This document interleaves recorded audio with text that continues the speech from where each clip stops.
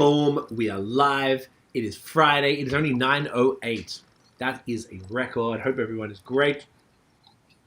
We have a slapper of an episode this evening. There are more beards and sexual gentlemen than you've ever seen before. It's going to be glorious. So, let's get it fucking going, mate. 41, I think. What's good, y'all? This is Cease Notified Brewhead, and welcome to episode 41 of Beer and Other Shit, the podcast, Adjunct series, Quarantine Edition. This evening, we have some blokes for you. If you are into sour beer in Ontario, in Quebec, or basically in Canada, you know who we're about to speak to. If you don't, then really, do you like sour beer? Do you? Think about it. Look in the mirror.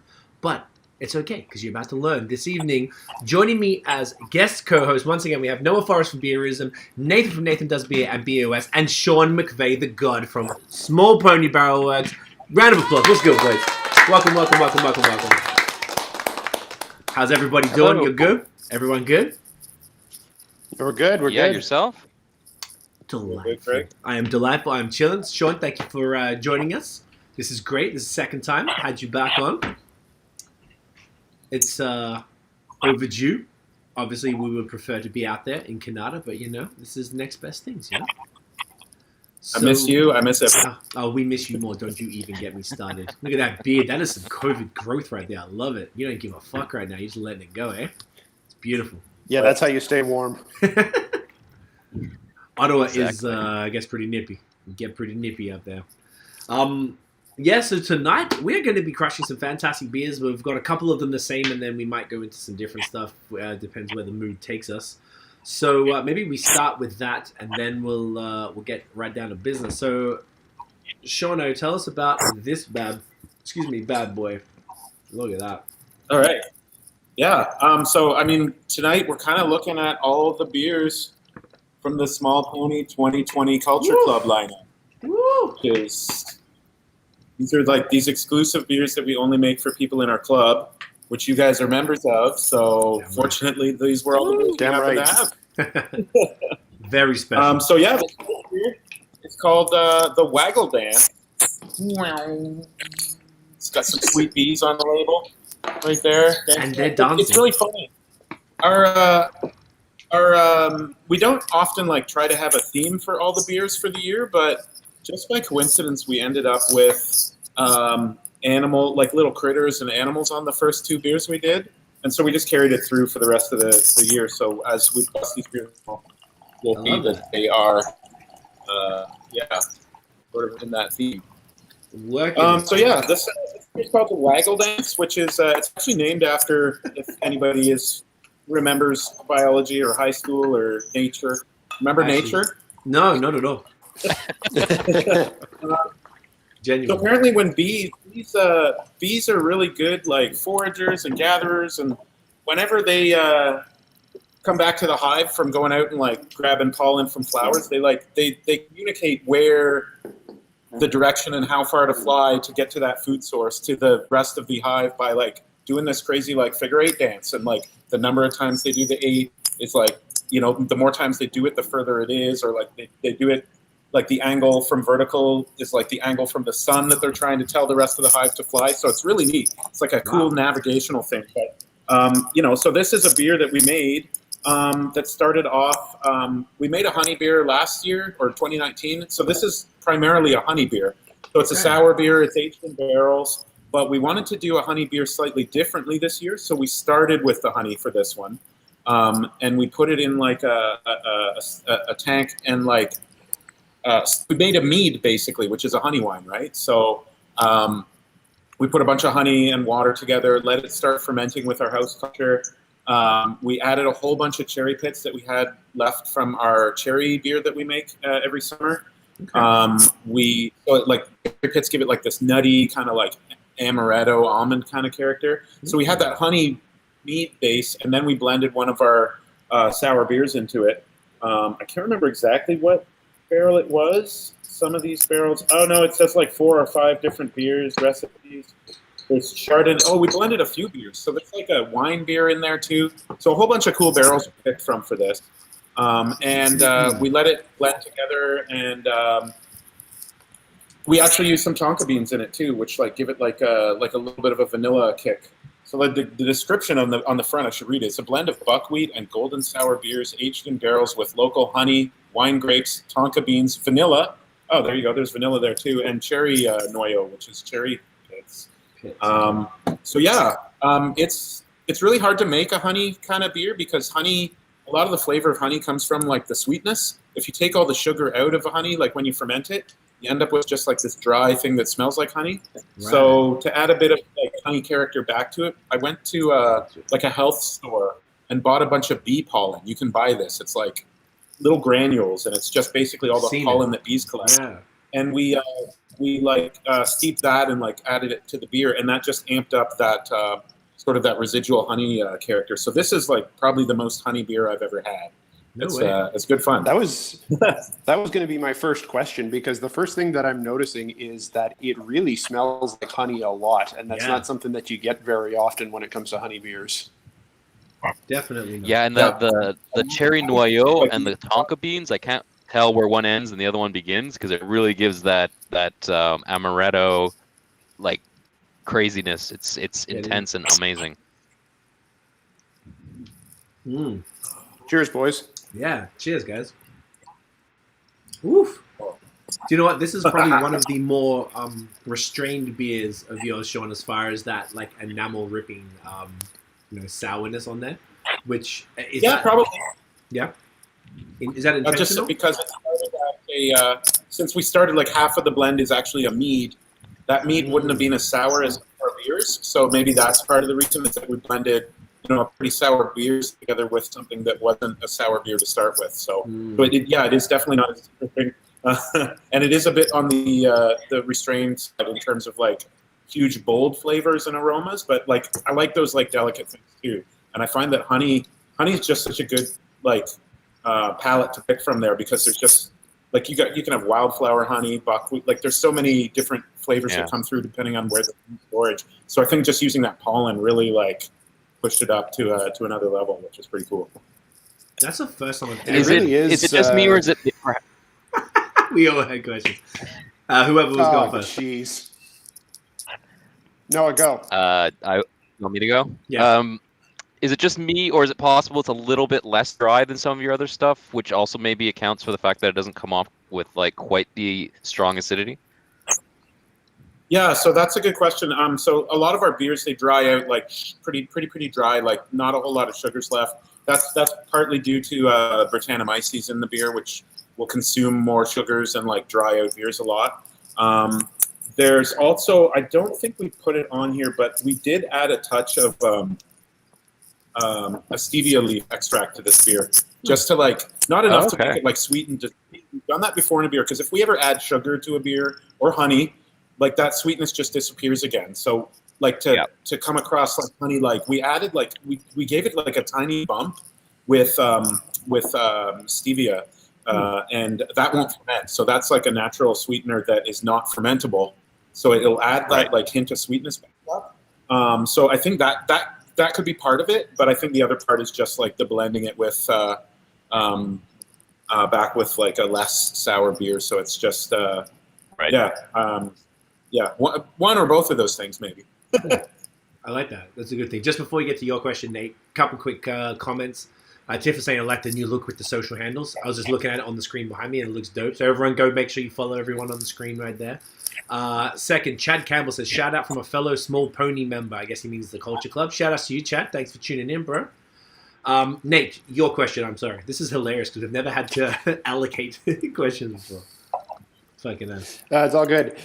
Well, what I was going to say is coming back to something Sean said a minute ago with the fact that because this one is a bit less bold and a bit less tongue-rippingly tart, it does come off quite a bit more delicate. It's probably one of the most delicate one of your beers that I think I've had. It's quite complex, and you can really pick apart each of those individual ingredients, we mentioned the cherry pits and the tonka beans and what's that giving off, and the vanilla is coming through a bit as well. And I don't want to say it's like it's making it taste sweeter, but like it is contributing like kind of like a softness and even making it a bit like velvety, which is which is a very interesting texture to come with like a beer of this style.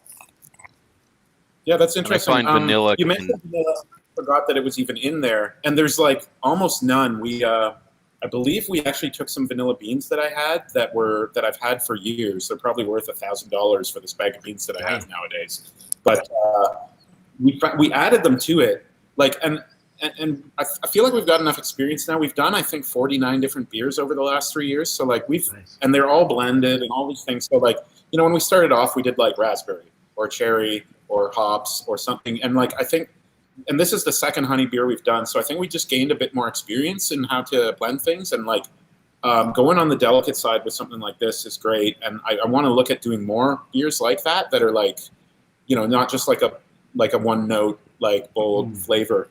But like, so like we did a couple of like pie kind of ish beers using vanilla before, or like the Time and the Space was like big cakey vanilla. And like those were vanilla for the sake of vanilla. This one was vanilla just because we had some beans and thought that it might add with what Noah said, like just adding that kind of perception of sweetness as well, not to get a vanilla flavor. Because when I taste this beer, I don't really get vanilla. I think it just kind of blends in with all the other components there and just kind of mellows out to like a nice kind of shag carpet kind of base for this beer or something, like, or velour. Let's go. I think I was even getting vanilla more on the aroma than on the palate even. Yeah. This is for me, it's the big almond punch, that like cherry noyau and then the tonka beans thing. But you do get everything. Maybe the vanilla the least, and that for me, I like that because I find vanilla sometimes it works really well with sweet beers, but I find sometimes with dry beers it comes off almost like, even though it's not synthetic, I find sometimes it tastes synthetic. If that makes any sense. Yeah. Yeah. I get it kind of like almost. I don't want to say it's a perfumey beer, but like if I was making like a cologne or something, like that's the kind of blend this is. I think it's just like a whole bunch of subtle things all working together. Yeah, it's lovely. I love it. It really is. It's actually, I was going to say, it's the most. When I was about to say drinkable, I hate that word in a way we always joke about it, but because it's that less puckering, I've already finished half the glass and we've been talking a couple minutes on it.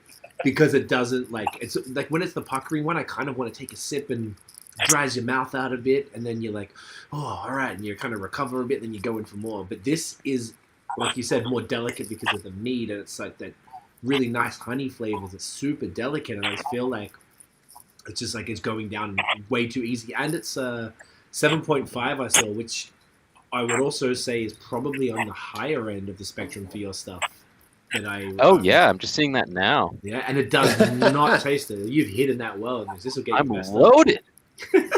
Yeah. Holy shit, yeah. 7.5, isn't it? Yeah. That's like on the high side of beers. That's one of the high done, I think. That's just doesn't the mead, right? Like 7.5.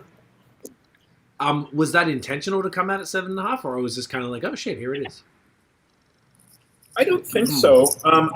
It's probably because like the honey dried out like sub-zero, like it went way dry, so you end up with more alcohol in the beer. I'd have to go look back at our specs, but it's probably just from the honey side of things, because none of the barrels we have here are more than like 5.5%, 6% maybe usually. So that must have come like strictly from the honey in that mix. That's dope. So the actual Culture Club program, so this is the second of the 4 releases. So you do one release a quarter that can't be purchased. People buy the, because I don't know if we talked about it. The first, we did a podcast, when was that? Probably third year? It's third year? Yeah. We did one probably about a year ago now, I think. It was like, back in winter last year, I think maybe. It was a little while ago. On 2019 or maybe even 2018. Sorry. And exactly. So Noah, you're saying this might be the third year you've done this program. I think that was kind of what I was getting to. I think that was the third year. So we've done 12 beers so far for the Culture Club. Yeah. Okay. So if you want, I can just explain what the program is. Please. So it's good idea. It's something you can sign up for. It's called the Culture Club. It is it's the program for which we, like, people who sign up, we make these 4 beers throughout the year. and the beers are only for people in the Culture Club. So these aren't available for general release. These are the beers that we're blending a small batch. So if we've got, say, 150 people in the club, we're only going to make like 300 or 400 bottles of this beer, and that's it. Even in our first year, we did a beer that was probably our most popular beer that we had done. It was the highest rated on Untappd. It was the second beer we did for the Culture Club back in 2018. And then this year, we finally came back and revisited that beer and put it out for general release. That was the time and the space.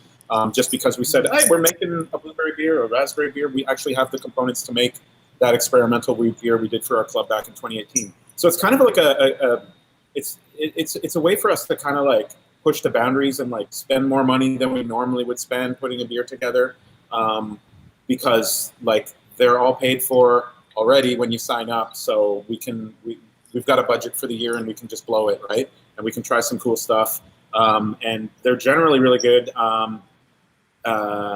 And so you get the 4 releases throughout the year, 2 bottles of each. So it's 8 beers for the year. And then we also like give you like swag, like a hoodie or tooths and glasses. And you can, if you're out of town, you can also pick free shipping as your swag option. So like throughout the year, we'll actually ship the beer to you. And people who are in the club also get like early access to our other releases. So like the smoothie beer we did in cans that was selling out. We've done it a couple times at the tail end of last year.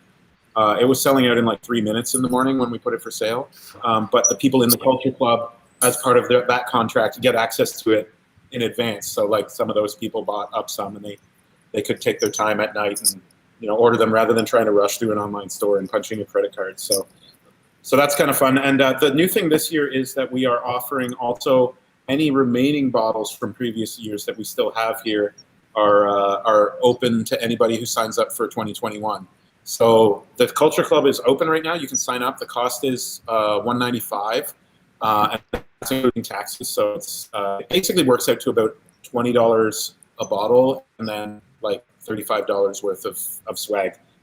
But if you were to sign up now, you could also go on our site and pick up all 4 of these beers from last year, because there's 10 left of one of them, and there's 30 of another left, and so there's still a few cases around the brewery. So only the people in the club are allowed to pick up extra bottles as well from these releases. So like I said, if we had to make 300 bottles for the club and we made 400, that means there's 100 extras that people can pick up if they really, really liked one of the beers. Some people buy 1 or 2 extras.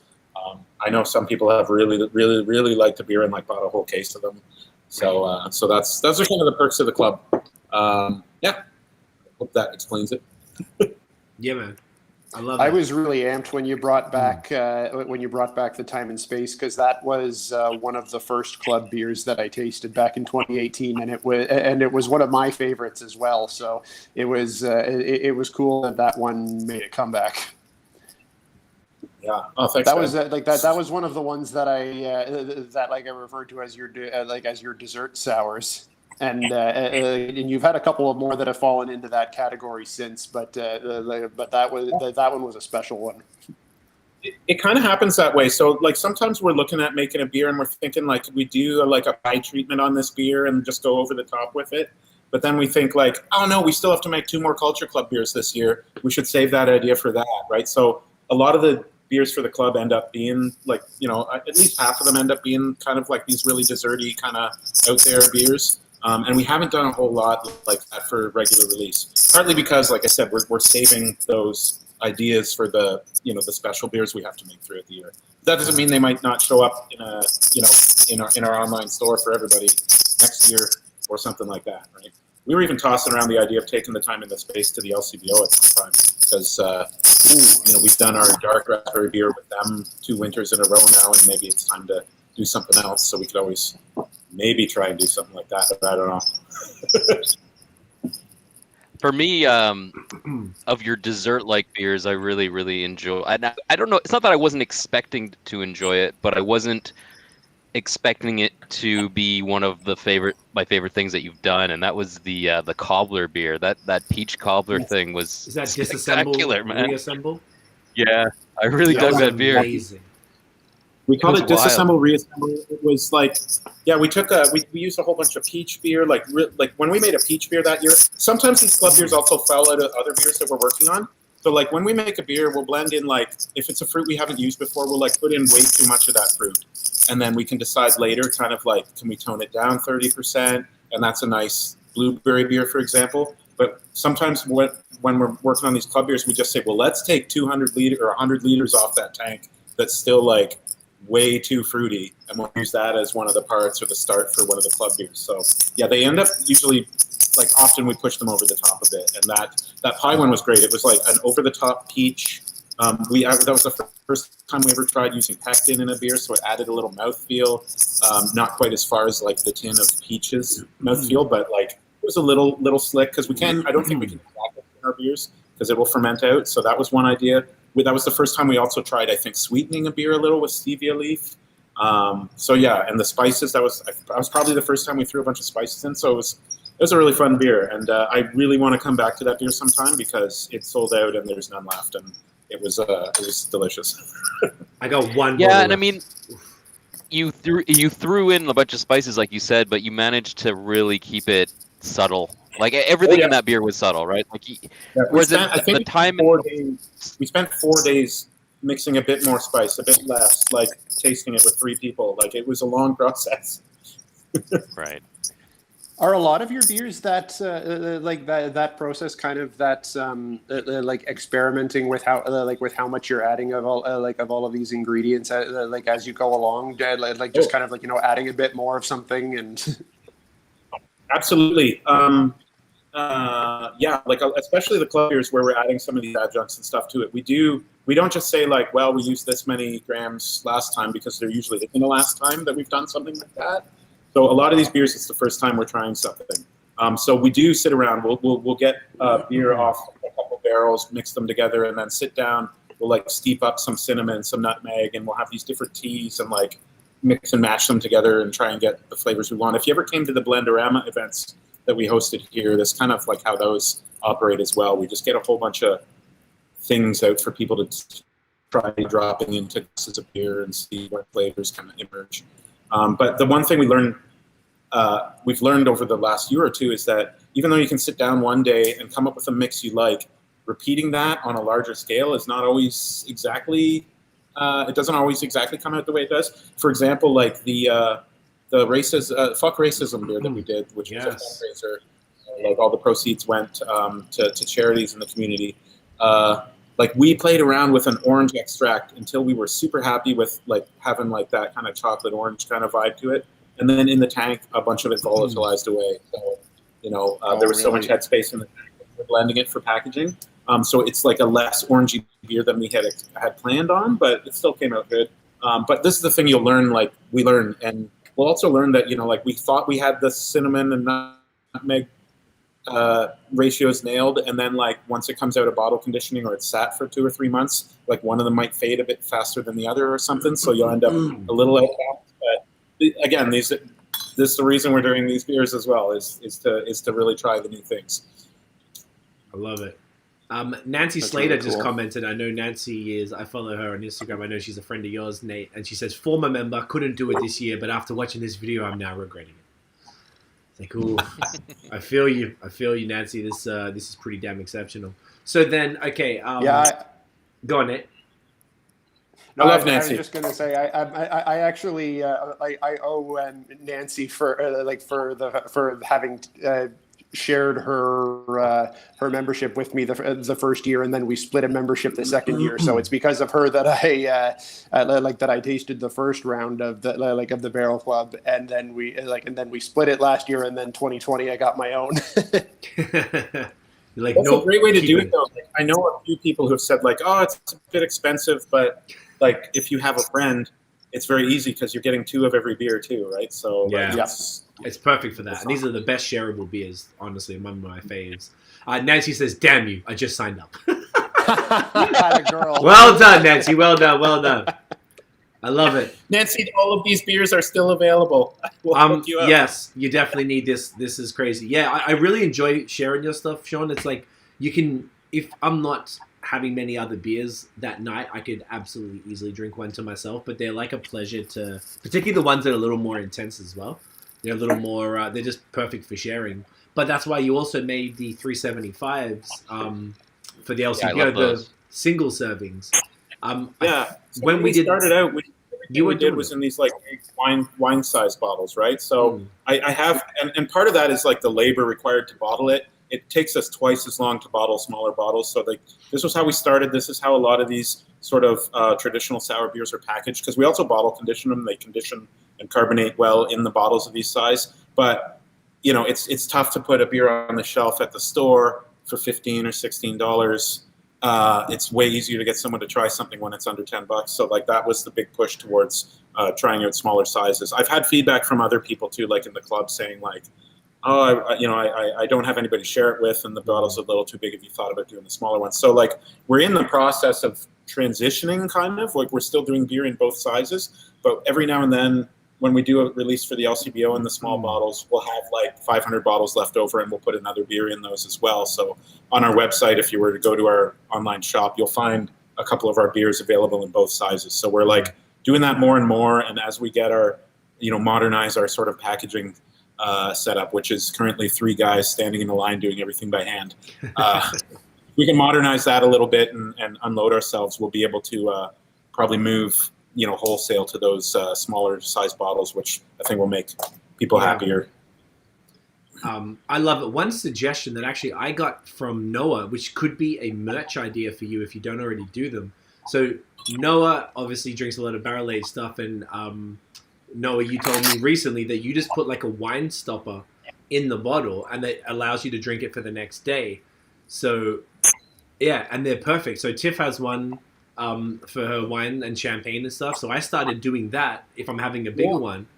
Do you sell small? Yeah, you do sell your own. That's true, and I have. Yeah, we've got these. We have these champagne stoppers, and they're like under $5 on our website. And that was the other thing when I was selling beers to restaurants. If they weren't buying kegs and they were buying bottles, again, the markup that restaurants have on stuff was making them really pricing them way too high for a lot of people. So I started putting bottle stoppers in for some people and saying like, treat it like a bottle of wine. Pour glass, put it back in the fridge.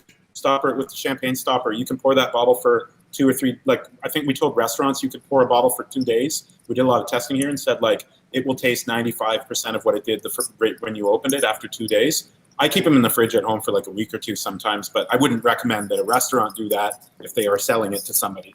But yeah, so we started doing that too, and those are great. Lots of people say because you can use them on champagne, you can use them on wine, you can use them anything. But yeah, if you do have a wine stopper at home, don't be afraid of big bottles.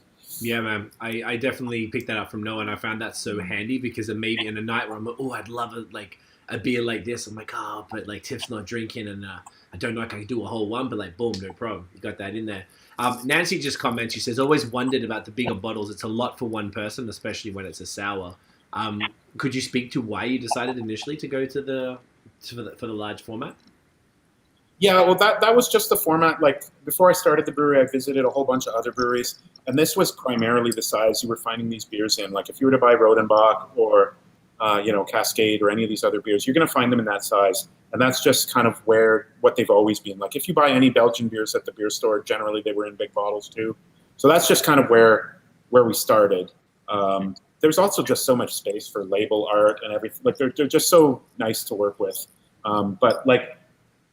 Yesterday we bottled our Cherry Flanders beer, As You Wish, and we did something like 1,300 small bottles, and that took us 3 hours, the 3 of us, and then we switched to the big bottles to finish off, and we did 700 big bottles in an hour. It's about twice as fast to do the bigger ones. So when we're talking about a release for the LCBO where we've got to do up 400, 500 cases or something, which we're doing next week, that's going to be 3 days, 3 6-hour sessions of us standing around bottling small bottles, which is just we're not young and spry, so it's it gets rough on the feet and everything. So we are looking at putting in some a bit of a more modern filling setup. But I have actually, BAOS beer out of Van Cleek Hill, their original bottle filler is currently sitting at the back of the brewery here. They gifted it when they upgraded, and Castle Brewery gifted it to me. So it's sitting back here, but it needs a bit of reimagining to get it running. So hopefully once that happens, we can shift more into the small bottles. I've kind of set it as a winter project for myself to get that thing running. That's Do dope. your small bottles tend to sell more, or is it just you want to just give the option out there?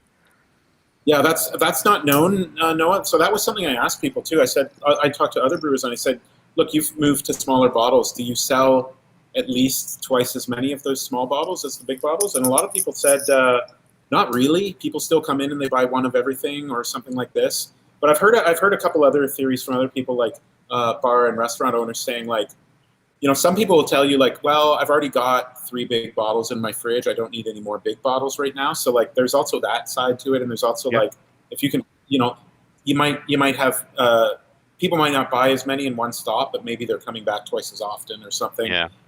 So it's kind of like we don't quite know what to make of it yet. We've only played around like selling the 2 bottles at the same time at the brewery, and I haven't dug into the numbers to see what's more popular, but I suspect we're still selling more of the big bottles. But as soon as you look at something like the LCBO as a retailer or grocery stores or a restaurant, that's where I think it makes sense to have the smaller size ones, because it's like enough for one person to drink with their meal or whatever. But yeah, it's something we're just learning our way through, and hope to do more of the small ones.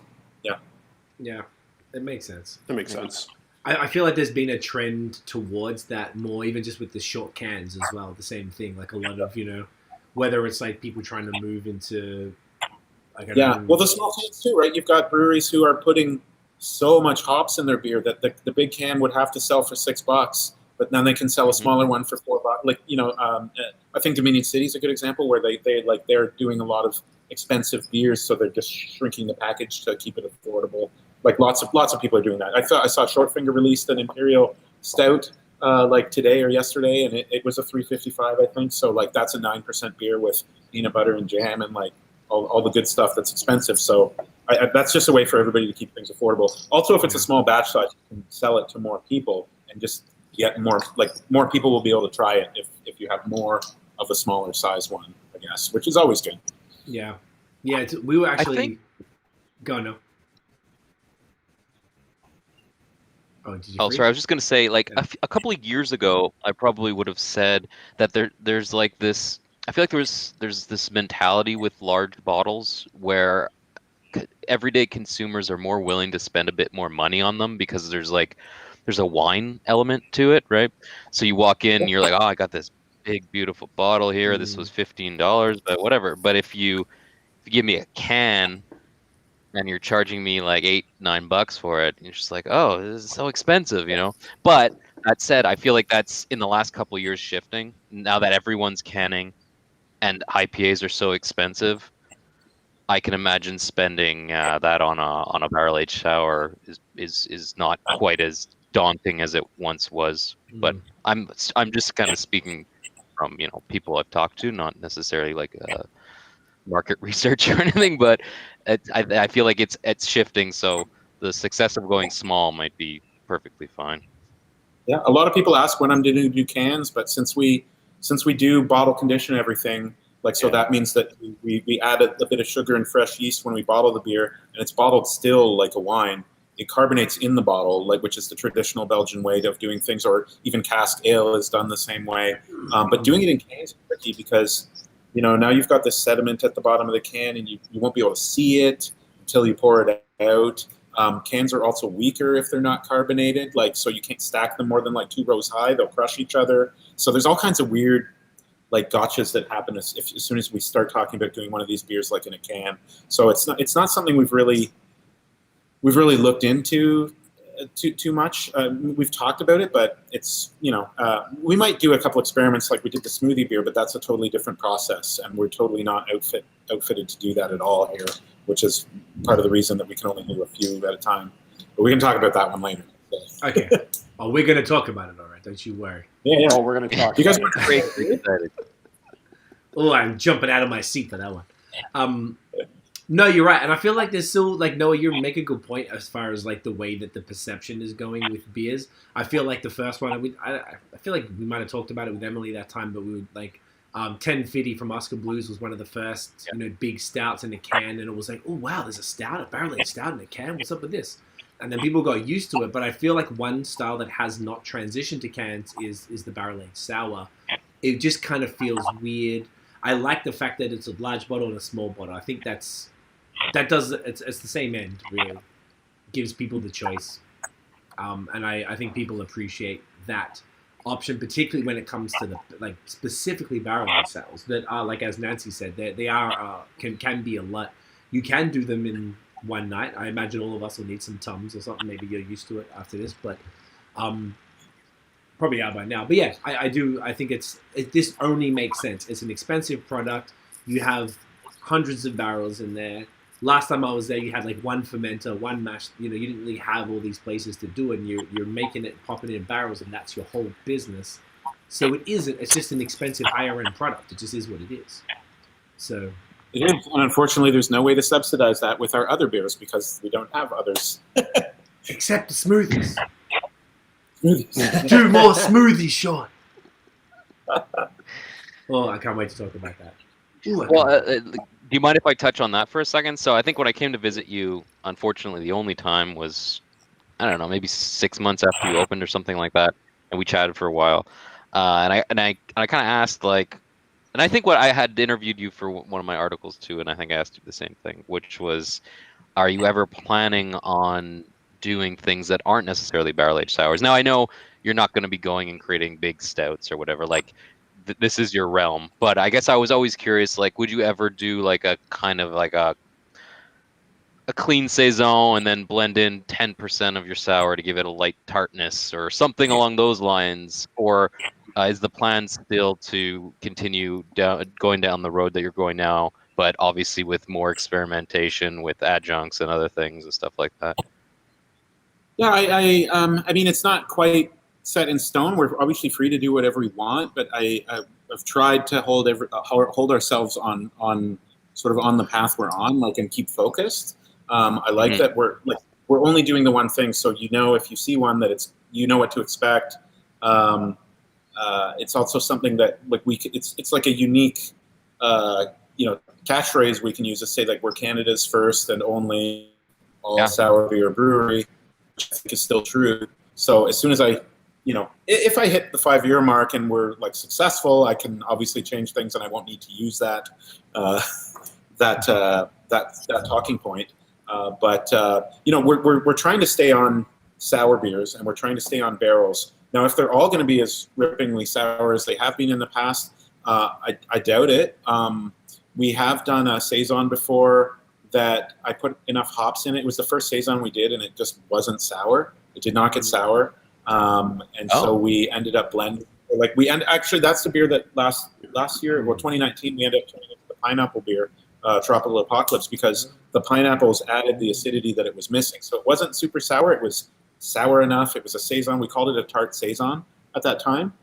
So I would love to do a bit more of that kind of stuff. Like have like a stack in here of barrels that are saisons that we can blend in with other beers that are too sour. Like maybe we'll want something in the mid-range. I definitely see us doing very sour for those people, like something that's like middle of the road, and something that's less, even pushing the limit of whether it's a sour or not. But if we're using fruit, like the smoothie beer is a bit more sweet than sour. So, I'd like to play around with all of them. But one of my friends also told me, the name of the brewery is Barrel Works. It doesn't say sour something there. So really, if you wanted to do something, it would still be on brand for what you do, but it would just go against that sort of mantra that we have, right? But who knows? I even was experimenting with doing a sour seltzer last summer because I wanted to have kegs of that. Everyone was doing these hard seltzers, and we wanted to do one that was going to be using citric acid to do the sour candy kind of angle on a seltzer. And we never actually brought it to fruition because the plan was to just bring a couple kegs around to festivals. When you're at a festival and you got 3 or 4 beers pouring, it's nice to have something else too, right? Rather than bottling it and selling it. It was just kind of something that we wanted to do for ourselves more than anything, right? So those experiments are always doable, but whether they become products or not, I don't know. Sean, was that the stuff that when Tiff and I came, I don't even remember when it was, the second time we came by and we just hung out for a bit, and we were mixing a seltzer type of beverage in front of us. Was that probably a soda or a seltzer? It probably was. It was probably the It was probably the seltzer that we started with. Yeah, that's probably what it was. Okay, when you were that shit here. was great. That was fantastic. Like it was like I remember it was an orange one because you were trying to mimic something else, and I think you showed us what you were mimicking, and then you were Yeah. like, "Yeah, if I mix," and you mixed it in front. You're like, "All right, here's the base. Here's that glass. Here's a bit of this. Here's a bit of this. Sprinkle," and you had the citric acid in like a. Yes, that would have been it. And then. you sprinkled yeah, that shit in. Okay, that was actually really impressive. I got actually a couple questions. Nancy asked a good question. First of all, she said, "I never even thought I could put a stopper in it like wine, so now I won't bitch." So that's actually funny. So she's covered now. You just changed her life, and she Buy also. the official small pony one. That's what I'm saying. What is it? A few bucks? You should get one with Sean's face on it. That would be even better. She said. She said, "This is a good question." She said, "What's a combo that you tried that you thought would work and then sadly flopped?" We haven't had a lot of failures like that. I mean, we tried like for the smoothie beer. We've tried some other like one-off experiments in that. Like last time we canned the smoothie beer, we tried like let's try a different fruit, let's try a different base beer. Like so, we took like jam hands and like mixed in some raspberry puree and stuff. And we found that we didn't like how those turned out. Or I'd say the biggest one that comes to mind is probably we did a coffee beer for our club in 2019. I want to say it was like the first beer we released for the Culture Club, and we had played around with this idea for like almost a year in advance. And we played with took one of our dark beers, Mares in the Night, and we played around with a little coffee. I went over to Equator Coffee Roasters in Almont here, and like Justin, the roaster there, is also like a huge beer nerd. He's a home brewer, and I left him a bunch of beer, and he tried all his different beans in it, and he came up with a couple ideas, and we came back and like piloted those in like a very small like sort of 1 gallon jug size. And everybody we tasted it with said, "Oh, that's amazing! That's crazy! It's over the top! It's good." But when we went and commercialized that beer for the club and made like 400 bottles of it, this ended up being our worst rated beer. But it was really weird. It was a beer that it had a ton of 5-star reviews if you were on tap, and a ton of 1-star reviews. So either you loved it or you hated it. And I bet you that's just based on whether you're a coffee nerd or not. Like, because there was like some Ethiopian roast in there that was like a little more berry. Like, there was some weird flavors. Me, I'm not a coffee person, so I couldn't speak to it very well. But like I like espresso. That's about it. But so like all these different kind of coffee flavors were new to me. I wasn't familiar with them, but I trusted the folks that I work with and that friends of mine, and they said, "Oh yeah, no, these are good." But if you're a coffee drinker like me, it might not be your thing. Also, the acidity of coffee going into a super acidic beer, it ended up compounding a bit. So I still think that's a cool beer, but I definitely do get like I got a few hate emails on that one. Partly, the lesson I've learned from that coffee beer was if people have signed up for a club in which they are going to be handed 4 beers for the year, don't go too crazy with those. Don't go too crazy off the beaten path with those beers, because you might just end up giving someone something that they said like they would never buy if they had tasted it, right? So that's why this year we did a little more friendly, more fruit forward, more bold, like that kind of thing, rather than going a bit weird. So I think we're going to keep things a little in check for that. If that coffee beer had been like just a general release, it probably would have done better, for example. So that's one that comes to mind of things that didn't work out in one way or another.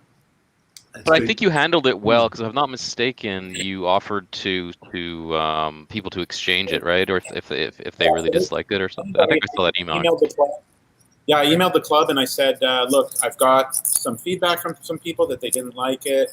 I'm really sorry about that. I'm happy to exchange those bottles for you. So next time you buy, or if you're picking up your next club beers, just tell me you're one of the people that the coffee beer wasn't for you, and we'll give you jam hands or something, like a different beer or extras of a different club release, something like that." So I tried to smooth it over there, but I think it may have turned a couple people off of signing up the next year. So that's just something you learn as you go.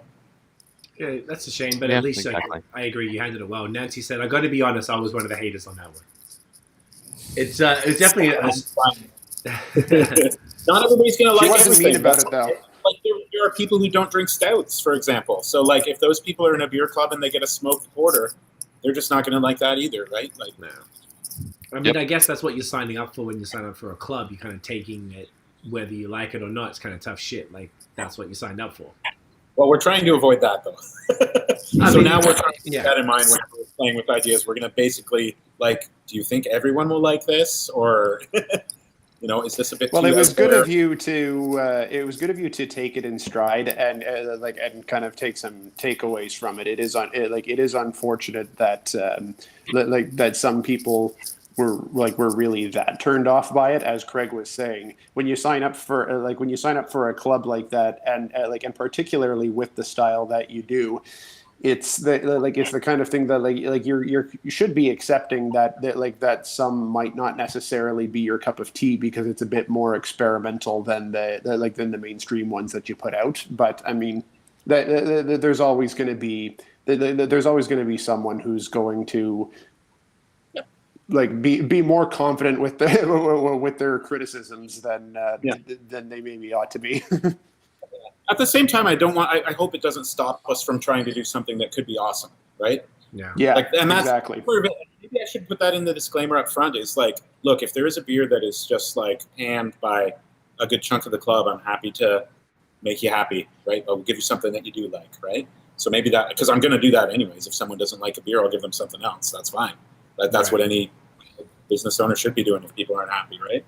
So, It's a good attitude, man. It really is, because you don't technically have to. And this is just Nancy's kind of echoing that. She goes, I remember that email, and I remember replying that one of the joys of being in the club was getting stuff that not everyone gets. It's exclusive. And that's, once again, you technically don't have to, but at the end of the day, you do want to keep people happy. So I get it. Like, if it's such a strong response.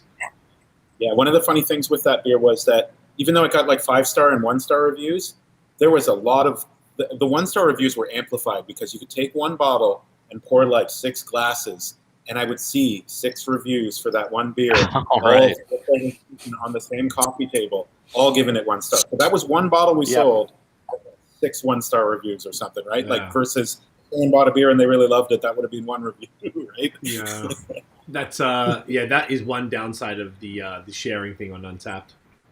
Another good question here, man. The community's coming out tonight. Christopher Skinner, what up, man? Thank you for joining. He says, late to the party here. Following up on this topic, is there any really outside-the-box sours you've contemplated but just haven't mustered the courage to pull the trigger on? It's a great question. Yeah. That's a good question. I would say we've tried most of the ideas we've had, but there's a couple that we had this year. I don't want to give other people too many ideas, but do you remember? Does anybody remember the Jones sodas? That they would do. Yes. They would do a Thanksgiving pack, and it would have turkey, Brussels sprouts, cranberry sauce, something potatoes and gravy. They did all these crazy flavors, and it was such this crazy cult following that people were like, "Oh my God, the Thanksgiving pack's out!" And it was just sold out, just so people could try these crazy things. They weren't all great, but people wanted to try them, and we've wanted to go in that direction a little, kind of in the fall, and try and do something with sweet potatoes and beets and that kind of stuff, which I think could work. I just don't know if it'll work in a sour beer. So it's it's something we could try and just decide to throw it down the drain, or we could try and pilot it in a small batch. But that's been one that we've been wanting to try, is trying things like that, or carrots as well. But a cucumber beer is also something I've really wanted to approach. There are some good and bad cucumber beers out there, and I've had it goes one way or the other. I really love to revisit some of the great ones, and I remember in my mind what they tasted like, and I think we could probably take a stab at doing one of those, kind of a sour cucumbery, not pickle, it's not supposed to taste like vinegar and pickles or something. The ones I've had were just on the subtle side that you could just smell cucumbers. Cucumber water, right? Yeah, it's not it tastes like cucumbers, but you get that experience from it. That's kind of the angle I It's want to gone. Cucumber's gone good in a few goes as I can think of. Yeah, same. But maybe that's What about because heat? of the vinegar. What about what? Have you ever played with heat? Like peppers? I haven't played with it personally, but this is the fun part. We used to host this event twice a year called Blenderama, where 30 people would come into the brewery, and we'd set them up with 8 barrels of beer, and they could mix and match whatever they wanted. And at the end of the night, they left with a 4-pack of the beer that they invented, right? And that was a thing we did. And we always, when we bottled them, we bottled 5 bottles, and 4 of them went out the door, and 1 of them stayed here. So we'd have a few cases of these weird, sometimes great, sometimes middle of the road. Like we ended up with going like every week or so, we'd just say like, let's open 1 or 2 of these and taste and see, because we had the recipe as well that the person did, and said like, what do we think of a beer that had hazelnut extract and this, and like it was like 6 things and heat, right? And said like, oh, actually this person really sussed out something good from this, because we'd have some chefs coming in too and stuff like that. So it's really good fun.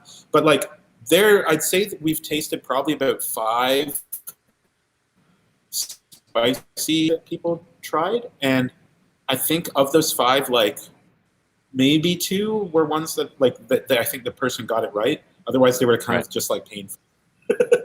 So it's one of those things that I'd like to try. I think we just got to find the right season and the right theme for that beer to like go with heat, rather than just going with heat for the sake of heat, right? Like I don't know who wants a dry hop spicy beer. I think it would have to be like if we were to do like if we could figure out a way to do a good chocolate beer, that's maybe when I'd want to try it. It's like full Aztec kind of lightly spiced chocolate, cinnamon, kind of one of those kind of numbers. But yeah, definitely would and like there's to try. My partner, she lived in Mexico for a while, and I mean I know you can get them here too. I forget what they're called. I think they're like Micaela or whatever. Anyway, it's like beer with lime juice, and I think you put a hot sauce in it or something, but then you like line the rim with a spicy pepper as well. So it's like tart because of the lime, and I mean it's blended with a lager, and then you have the heat, and it's a fun combination. So I think like lime goes really well with heat to begin with. Yeah. So there you go. Free ideas. Yeah, and like there's other things that like that work along that vein as well. Like even like mango with salt and chili or or something like that. Like there's something there. Yeah, 100%. Yeah, mango pepper. Yeah, that could work for sure. That's exactly. I think a Mexican street food, actually, funnily enough. That mango Well, it's interesting. I wonder if a good place for ideas like that would be different hot sauces and looking at sort of the recipes that people, because hot sauces are a lot of like not like it's carrot or fruit or peach or mango like as like a bulk of the base. Yeah. But and they're also a lot of them are like really vinegar based too, which is kind of that sour angle. So maybe that's a place to explore like how sour and heat works together and try to draw some ideas from that. Yeah. Bunch more comments. Nancy says, "See, that's why you need small bottles." She was referring to the coffee beer. Christopher said those Jones sodas were awesome. And then Nancy says also, "Are you saying there's a turducken sour beer in the wings?" That I don't want to spoil the surprise. And she also says, "I still have 1 bottle of mine." She must have done the Blenderama. She said it was delicious lavender and mango. That's a cool combo. Yeah. Lavender and mango. It was pretty good. She gave me a bottle of that. It was pretty good. I swear I had lavender and something like a couple of nights ago, and I was really impressed with how it kind of blended into the, like, it doesn't make any sense, like on paper, that you would put lavender in anything but like maybe a farmhouse, like a saison or something. But like I can see lavender and mango being like a real interesting, like that herbaceous, little earthy and grassy mixed with that bright tropical fruit. That's pretty cool. Well, I know. Well, fellas, Half we're Hours on almost Earth. an hour in. Should we be cracking the next beer? To fucking We should be powering through these. What's Like Half next? Hours on Earth did an amazing chamomile sour, and I wasn't expecting to like it, but it's that. I don't know what it is. It's almost kind of like the tonka beans in this. There's like this component of it that just works so well with the acidity, and it makes you think of when you drink tea with lemon in it or something like that. Yeah. But yeah, that was brilliant. I think I remember that. Were you describing the beer that we did that had chamomile in it? Oh yeah, you did one too.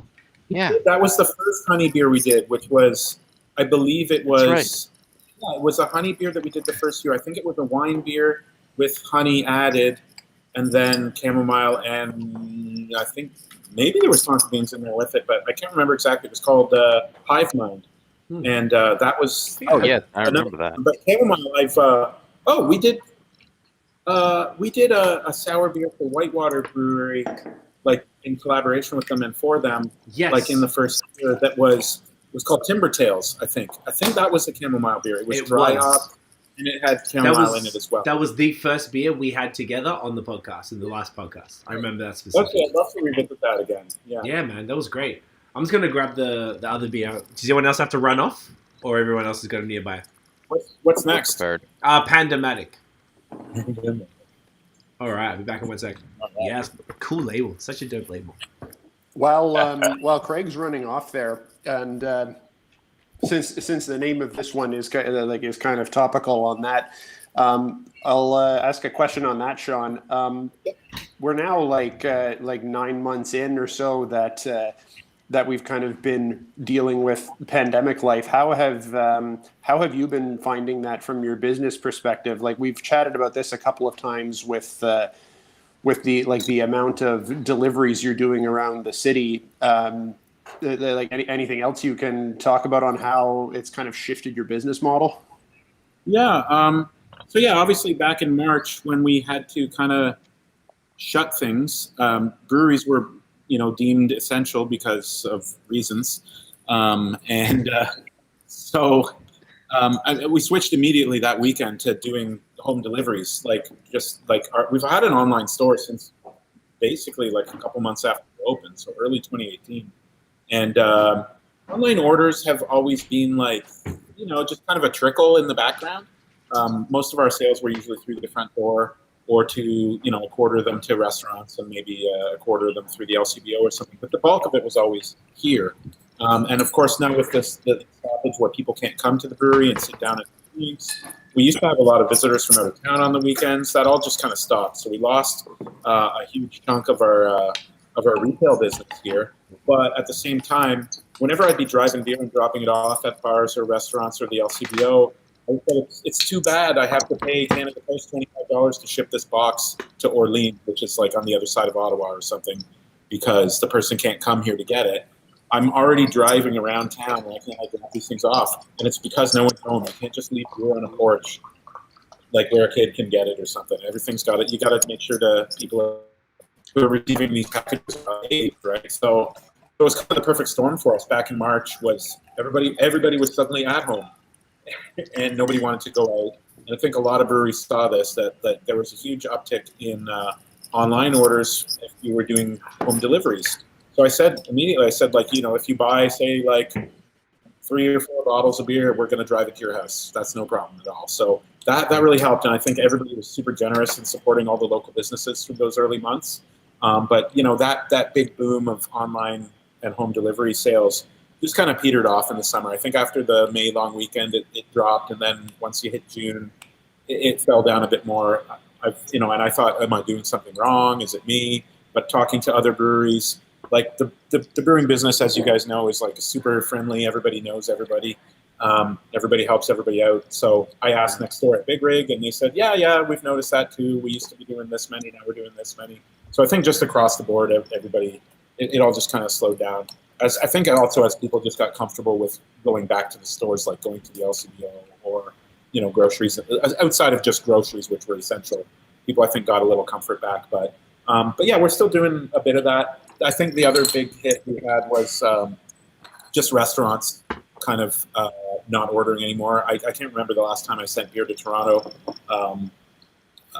And we used to sell a lot of beer in Toronto to restaurants, but just because we were selling beer mostly in kegs. I've always been offering bottles to restaurants, but kegs are, they're priced differently to keep the price point down on the menu, and you treat it as advertising almost rather than a revenue stream, or at least we do. So with the follow, like I'm sitting right now in front of like 50 or 60 kegs here that are all from last year. A lot of them one-offs from the year before, even, that I was saving for festivals. Festivals is the other thing that fell apart this year, right? There were no festivals, and it's usually a good way to get out in the summer, meet people.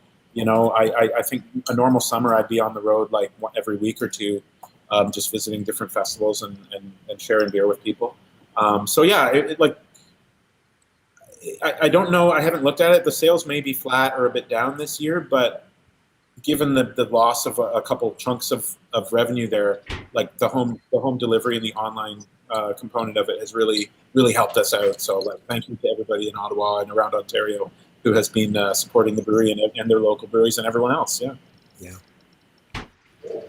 I love it. Someone asked here, Benoit just said, do you guys enjoy your sour beers with high tartness? I'm not sure if that's a troll, but yes, I guess we all do. Yeah. I mean, I do, obviously. There's a whole bunch of different sour beers out there. Like the traditional Belgian Lambic and News beers are extremely sour. Rodenbach is a pasteurized Flanders red, so it's on the sweet side. But my favorites were always the ones that came from like the Rare Barrel or Cascade in the States. Because they were just like cleanly sour, like not like over encumbered with too much oak or too malty or this or that. So we've always kind of gone for that. Some of them might be quite sour, but they're at least like crisp that way. They're dry. Obviously it's not for everybody, and that's why there's a lot of beers out there. I think a lot of the kettle sours are coming off that way. They're just like mildly sour. People are saying it's a sour beer, and it might be, but it's not like what you would traditionally consider like an old world or even American sour beer at times. Okay. Nice. Can we nerd out for a second? But maybe if you could try and answer this question in a way that people could understand it, including myself, because I don't know a lot about chemistry or whatever. So you have lambics, right? What makes lambic special is obviously the fact that it has to be brewed in one small region in Belgium. But there are flavor profiles that are brewed elsewhere beyond Belgium that kind of are similar to lambic in the sense that there is a real like flora smell to them, right? There's a huge funk, like a barrel, like a farmhouse, horse. When people talk about horse blanket, they talk about this kind of stuff. But American style sours is, I guess, what I call them, and similar to what you're doing, or you're talking about Rare Barrel, you're talking about Cascade. The acidity is more at the front, and there's far less of a wild yeast phenolic presence that's going to give off that crazy earthiness and all that those smells that you typically get out of wild beers or lambic. What makes your beers not have that profile? I'm guessing it's intentional. And like, what's the difference? Like, like besides the fact that lambic is blended and that particular profile. Okay. If you're talking about like a traditional Belgian lambic beer, like a Dry Fontaine or a Cantillon, or some of these beers, you're looking at primarily a wild beer, right? They're not pitching a yeast culture, so you are leaving some stuff up to chance as well. As you're doing those wild open ferments, like the yeasts and bacteria from the atmosphere just kind of fall in the beers, and there are a lot of off flavors that happen up front in those beers, right? They can be garbagey, butyric, which is vomity. There's lots of bad flavors in those young beers, and you've just got to sit them out. You've got to wait a year, 9 months, sometimes a couple of years for those to just clean up, and a lot of those off flavors just kind of turn into different flavors. So like the example I always bring up is butyric acid, which is a flaw in beer, is like a baby vomit kind of nasty acid. But when it is metabolized by wild yeast, Brettanomyces, which is the primary wild yeast that we find in these beers, it is biotransformed into, or it's esterified into, if you remember your chemistry, an ester is an alcohol, anyways, it's an acid and an alcohol that have been combined and to produce an ester. So butyric acid and alcohol becomes ethyl butyrate, which is pineapple in aroma and flavor. So you're going from baby vomit to pineapple by just waiting longer. So I think some of the flavors that you're describing, like there's a whole lot more wild flavors in some of those beers, are just due to that early process and like some compounds that get generated that don't get cleaned up. And definitely a lot of those breweries are being selective in the barrels that they keep, right? So, I talked to some breweries who said their waste was as high as 20% because they're throwing out 1 in 5 barrels because it's not, or 1 in 5 batches because they're just not, generating the flavor profile they want. We did a wild beer back in 2018, and we called it a Lonely Forest when it was done. We only made 2 barrels of that beer. All the beer sold, so it's gone. But the next year we tried again. I doubled the size of it so we would have more and we could start blending previous years together. But that beer ended up going down the drain, all 4 barrels down the drain. We didn't like it. After a year and a half, it stalled out. It didn't ferment at the beginning, so it had like some off flavors we didn't like. Anyways, it wasn't worth trying to coax it into being nice. It was better to just start a new beer and give it another year and wait. Like, take bad beer out, put good beer in. Like, that's kind of what you got to follow when you're doing this. It's always tough to say, like, we got to dump 8 barrels this month, which happened at one point last year. But at the same time, now we can brew an 8-barrel batch of beer that will be good beer in 9 months, right? So you got to be a bit choosy on these things sometimes. Now, and the other part of your question, Noah, was like some of the American sour beers being more clean. I think it's partly just due to the wild nature of some of those other beers. But the other component that I think you get in those funky lambic beers would be the fact that they use a lot of aged hops, like large volumes of hops that have been aged. So hops are what give beer its bitterness, and we don't use very many hops in our beer because bitterness is like the enemy of sourness. Like, hops will inhibit the souring bacteria in the beer, so we're like brewing our beers at like 1 or 2 IBUs, like not high at all. Whereas in Belgium, we're throwing in like a cup of like a measuring cup worth of hops into our beer, or like a handful. It's not very much. But if you go over to Belgium and they have hops where the bitterness has been like removed from the hops through aging, they can actually throw pounds and pounds of hops into a beer, and that just like the flavors from those hops, the same way New England IPAs biotransform hop compounds, I believe Brettanomyces will work over time on those aged hop compounds, and you'll get some of those horse blankety, funky flavors. So the research is kind of pointing to the fact that, and Richard Priest from Escarpment Labs is an advocate of this kind of sort of that funky profile that you get from the lambic beers isn't necessarily just from the fact that they're using Brettanomyces in those beers, the wild yeast. It's that in combination with these aged hops is really one of the key components of that kind of flavor that you get. So we're not really playing around with that as much right now. We've started using it a bit, but it's going to be like a year before we know how those flavors are evolving. So I'd obviously like to try and do some beers like that. And then if they're too funky or too this or too that, like that's the beauty of having all these barrels is like we can mix 1 with 3 of them, or 2 to 1, or half and half, and we can just kind of knock on flavors that we want, and we can learn and we can follow that way in the future. But it's just kind of like an ongoing experiment here. No, that's dope. Nancy just said here, it took me forever. This is just touching on the last thing. It took me forever to find my palate for sours, but I kept trying. I'm so glad I did. It expanded my beer world. And I think that's probably one of the thing, probably a challenge that you would have, Sean, as far as like exclusively making sour beers. That there's some people who just, oh no, I don't like sour beers. Like same as, oh, I don't like anything hoppy or whatever. That people have these preconceptions of craft beer and what these things are from other things that they've tasted over time. How have you been able to get people across that line to maybe even to try beers? I imagine they probably wouldn't even walk through the doors unless they were already interested for the most part. But you'd probably be able to have those opportunities at festivals, LCBO tastings, and things like that. So I'd be curious how you get people to try it. Yeah, I'd say festivals are the biggest one. When you're at a festival and everyone's at a beer festival to taste beers, a lot of people are very surprised when they taste the sour beers. So that's the best way to just kind of approach a whole bunch of people at once. The sour beers have a lot of the same flavor profile as like wines and cider. So that's another thing too, is like, and I don't know quite how to do this, but really tap into that market. Like not that but that audience, like go down to Niagara, participate in the beer festivals in Niagara, meet the wine, like if go to a wine show or try to meet up with sommeliers and see if they want to carry a bottle or do a tasting, this or that. But it's not something we've really done a lot. I'm very bad at marketing the brewery. The name of the brewery doesn't even have beer or brewery in the name, so we've got a real discovery problem. People drive past here all the time and have no idea what the place is. Like I have people pop their head in the door every now and then and just go, "Oh, that's what it is." That's amazing.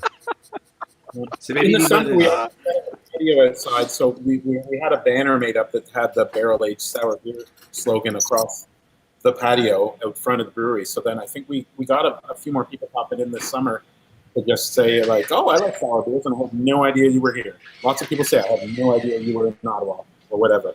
So it's tough. I don't know how you get people to try sour beers. Hey, well, it's a never-ending quest. Did we talk about this beer at all? Like, I know. No, we didn't. Not yet. No, we haven't yet. Tell us about it.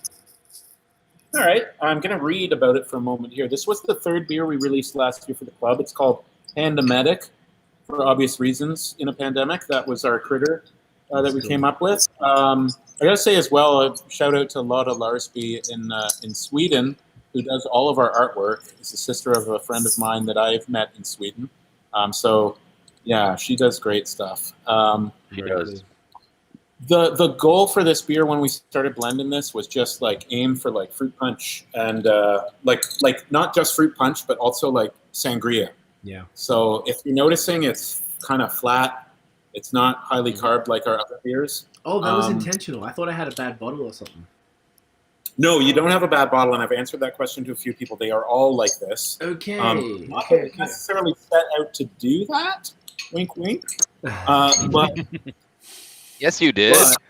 but the fact that this beer was blended from like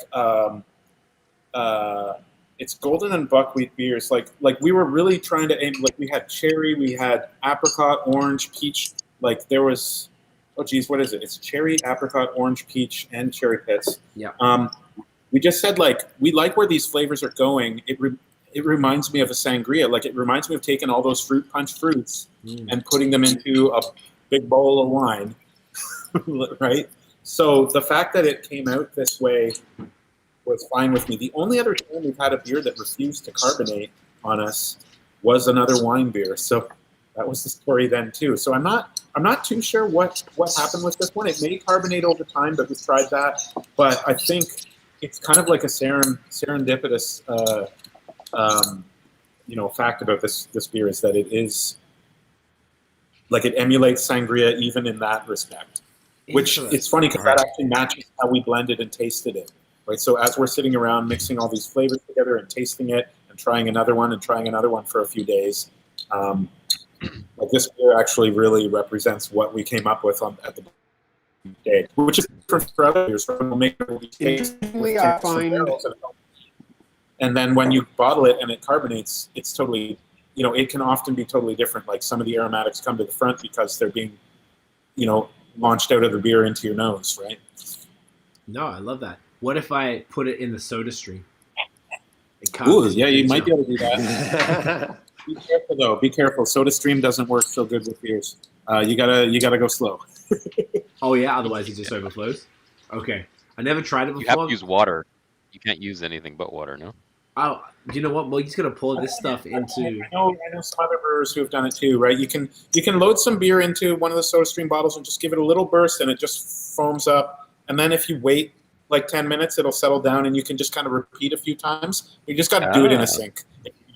But it eventually works, and you put it back in the fridge to keep it cold. Get it out again, give it another bump. Oh, that's so you might be taking an hour. Definitely faster than waiting a month. I'll just drink it how that's okay. I thought that might have been like a quick thing. Okay, that's interesting though. All right, so did it come out how you imagined as far as like, I mean, the flavor profiles of this are crazy. When I read the back of the bottle, I was like, fuck, sangria, exactly. My God, I love sangria. We make it a lot and in the summer. And I'm definitely getting sangria vibes from this. This is fantastic. It's also misleading on the nose. It's awesome because you stick your nose in there and your first hit mostly with orange and apricot and peach, but then when you look at it, it's such that deep red. Yeah, I feel like if I was drinking this blind, I would not pick out the red color in this at all. Probably not. It does confuse the senses a bit because like one of the things that I'm getting on the nose more than anything is the peach, and it immediately made me think of disassemble, reassemble with the with how the peach is coming through, and then you get some of the cherry pit in there as well, but because of how much the peach comes through, it's very kind of confusing to the senses to see this bright red thing in contrast with the aroma. But then it all comes together on the palate, though. Pits, and I know that I don't remember putting cherry pits in it. It's on the label, and the reason that is because part of this beer was blended using kegs from They Go Up, which I believe those were the kegs we used for it. We had some spare kegs after everything closed down, and we said, well, rather than getting more cherries and starting over, let's take the beer we made last year. So it's like well aged and everything. Let's take some of that and use it as a portion of the blend. So that beer was already aged on the cherry pits and everything, but it was then cut back with, I believe it says a buckwheat beer. So, so we did dive into the keg cellar a bit for this one as well before going for all the flavors. It's a really cool blend of fruits too. Like it's super fun. Like different. There's so I like that. I think that's a really good point. If you did this blind, you wouldn't have picked it as red because now, Nate, you mentioned that peach. I'm like, yeah, this is all peach on the nose. Like this is crazy, and I feel like you can identify all of the fruits in this, which is also what happened with the last one. And I think I would imagine that's a sign of a well-formed beer right there. That if you're able to, this beer also drinks real fast because it's not carbonated. So that's another fun part about it. You can just chug it. It's like just juice. Nancy just said here, she's like, so not only did I sign up for the New Culture Club, but I also bought all 4 bottles from last year. Cheers. Good. That a girl. Look at that. What a champion. Through college. There you go. You're getting your value. Like you took your time out on a Friday night, Sean. There you go, mate. Nancy's a great boost for us too. I love Nancy. Nancy's great. Man. Nancy's great. She's a radio personality herself, so I know she has she's posted on Twitter before about really loving our beers. So big thanks to Nancy, and we will make sure to make it worth your while. I'll make sure you get those bottle stoppers that you don't have. Yeah. And now she doesn't have to worry about anything anymore. Hey, Craig, we lost your video. Yeah, it's Or I okay. did, The battery died. I just swapped it out. Oh, that is so much quicker than when we were doing it with Skype. Oh, now it's just a black square. It'll be back in a second. Look at that. It's okay. At least we can still hear you. Yeah, right? That's good. It doesn't cut out. I'm learning. For people who know, I'm using the same software, but a different version of it. We would normally connect through Skype, and now we're connecting internally through this software, so it's working different, and the boys are my guinea pigs on this one. So, and I don't know if this looks the same for everyone else, but right now I've got the BAOS podcast tag under my face and the NathanDoesBeer tag under Noah's face. Yes, I imagine that's going to fix up. I would hope that's going to fix up in a second, because basically when I've got a DSLR plugged into this, so when the battery dies on that camera, I replace it, and then it takes like 30 seconds to kind of kick back in. So I imagine it'll just kind of fix itself. If it doesn't, I'll remove everybody and put them all back in, but at least we can keep talking. That doesn't make a difference. So this was the 3rd beer that you released in the Culture Club. And was there anything, like this was, did you take this one from anything else? Or this was like a straight up, like this was a unique product in and of itself that wasn't sort of blended with any other past ones or whatever? Oh yeah, it was a brand new idea. Just trying to do like basically fruit punch in a sour beer. I can't remember where the idea sort of came from.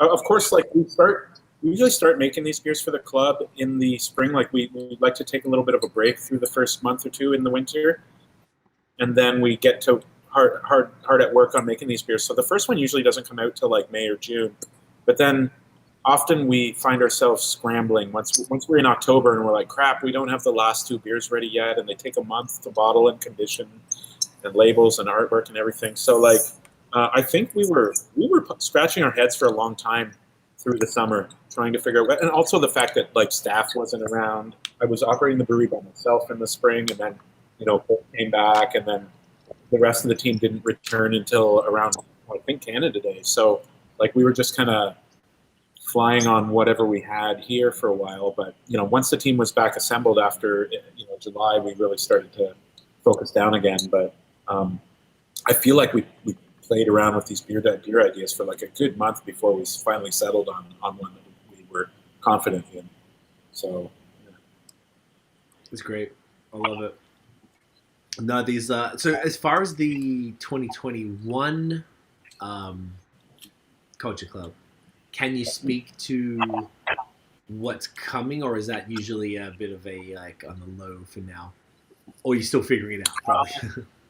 Yeah, it's a very seat of the pants operation when it comes time to start blending these. So no, we don't. We have like a sort of a grab bag. We always have an idea, a list of ideas for beers that we'd like to get around to, and it'll be good to just kind of revisit that list and try to pick out some favorites.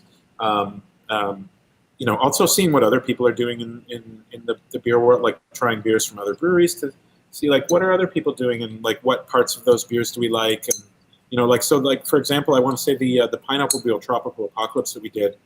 Really love that beer, super pineapple-y. That idea came about because of a beer that Blood Brothers made, which was, I can't remember what it was called, but carrot, mango, and pineapple beer, I think. And it was just like opaque orange. But the pineapple flavors were so great that we were like, this is what we need to use in that beer that's not sour, is pineapple, because this will work. And I asked Patrick, like, how much pineapple did you use in that beer? And he said, I think it's like 10% or something. And I said, okay, cool. When we put 25% pineapple in our beer or something like that. So it was Holy over shit. the top. That's awesome. So it was a some of the smoothie. beers Yeah, I is think- a lot of expensive. I think that was one of their really out there Paradise Lost versions. Yeah. And it was fantastic. It was like my favorite beer that year, I think. Yeah. That's sick. Nancy's like running the show tonight. I'm loving this. She's like, oh, you're so sweet, Sean, but I already ordered a stopper as well. Oh, well, there's a refund button and I'm going to make use of it. Look at you, what a champion. And she said, can Sean talk about the art on his labels? I mean, you touched on it briefly in the when we're talking about, so your friend's sister in Sweden is the one who makes them. Yeah, I guess just maybe speak to sort of the history of all of that and sort of how that relationship came about and such. Yeah, how that came about, I met a bunch of guys from Sweden that I used to work in high tech. I used to work at like QNX and BlackBerry, so I would travel around to like some developer events that we would host like over in Asia or Europe or what have you, or in the States. And the team that worked in Sweden would come over too. And I met all these great guys from Sweden and really got along well. And then when it was time to go over to Sweden to do some work, really, got to really like those guys and become, friends with a couple of them. And when it was time to work on putting a brewery together and meeting the logo, design this and that, all those guys in Sweden were designers. They were and as far as I'm concerned, everyone in Sweden has some sort of eye for design. Like just the cities I would go to had like a design museum, or IKEA comes from, it's such a cool thing that I reached out to all these guys, and one of them said, oh, my sister has a design company. You should talk to her. So that's kind of where that all came from, was then I talked to her and she said, oh yeah, for sure. Here, what do you think of like art like this or something? And I said, this is awesome. This is perfect. So I've been having her do the bulk of the label artwork since 2016, 2017, when we started doing designs. Robin, who works with us here as our sort of lab tech and taproom person, has done the art for a couple of them as well. But I'd say like 95, I think Robin did like three of them maybe, or 3 or 4 of them. But yeah, it basically comes out of Sweden there from this girl who really does nice work. And I've had people say, like, I really love the names of your beers. How do you come up with those? And it's the worst process ever. Just in case anybody thinks there's a lot that goes into this. It's usually like the day before we need a label order to be put together. And we're like, crap, what do we call this? I have to get Lotta to do artwork, and we need the art by Wednesday. And that, because it's got to go to the label company, and we need the labels in X weeks. So it's like always a scramble, and inevitably something funny pops up in these conversations, or just enough drinking causes something fun out of our conversations. And we're like, okay, let's go with that name. And whenever we're sitting around and said that would be a great name for a beer, we put it in a list. So there's like a big list as well. But I always find it funny when she comes back with art for something like, if you call a beer like, I'm trying to come up with a good example. Yeah, like difficulty level 2020, and you get back like a sort of a Tyrannosaurus character trying to brush his teeth with a toothbrush, with the tiny arms. Like That was sometimes, like, hilarious. I'm like, can you like, or the Waggle Dance, not Waggle Dance, but there was one Waggle Dance. I said, like, can you make us some like cool steampunk bees or something? Like maybe give them aviator goggles or something, like, leather cap. But the first year we did that wine beer, the honey beer that was called Hive Mind, I remember specifically saying, like, for inspiration, I sent her like a screen grab from the movie Men in Black, and I'm like, remember the scene in Men in Black where the guy, like, his face opens up and there's like a little alien sitting in a chair inside his head, like he was piloting the dude. I'm like, do that, but like I want to be like running this guy's brain, like something like that. And like the art, I want to make a shirt of that art. Like, it's great, and I'd love to sometimes sit down with all our art and like put together like a poster with all of them, or like try and do a series of shirts or something, because they're just so fun. I really love everything she's been doing. That's great. You could That even would do make glassware. a great. Oh yeah, glassware glassware's too. But great. yeah, that would also make like a great T-shirt if you had like just like a rectangle of like 20 labels on it, or something like that. That'd be fantastic. You just reminded me of something, in fact, because another really great name and label was like from not too long ago was Bomb the Sun. And Yes. am I remembering right? What's that? It was banned in British Columbia. Right. So fun. Really? You had to change. Oh my you God. had to change the name of it for that one, right? Vancouver. No, we ended up just not releasing it there. We have an importer in what it BC was? who's over, and the liquor board out there has a say in whether the labels or the names of the beers are appropriate. And they said no, and I'm like, well, because it's inciting violence. I'm like, the name is Bomb the Sun. Like, I don't know. Trump would do The it. sun's Does anyone live there? all the time. But I will say, Bomb the Sun is maybe I shouldn't have even mentioned that, because it is coming to the LCBO this spring. Hey. Now someone's going to call it out. I'm going to have to change it. Goddamn Ontario. Both Tiffany and Tiffany's like, Robin is awesome, and Nancy's like, I love Robin. Everyone loves Robin. Yeah, she's mad cool, man. Nancy has another question. We didn't even need to ask anything, boys. We're set. This is great. She said, what is the name that you regret, and what's your favorite? I know exactly which one I regret. All of a sudden?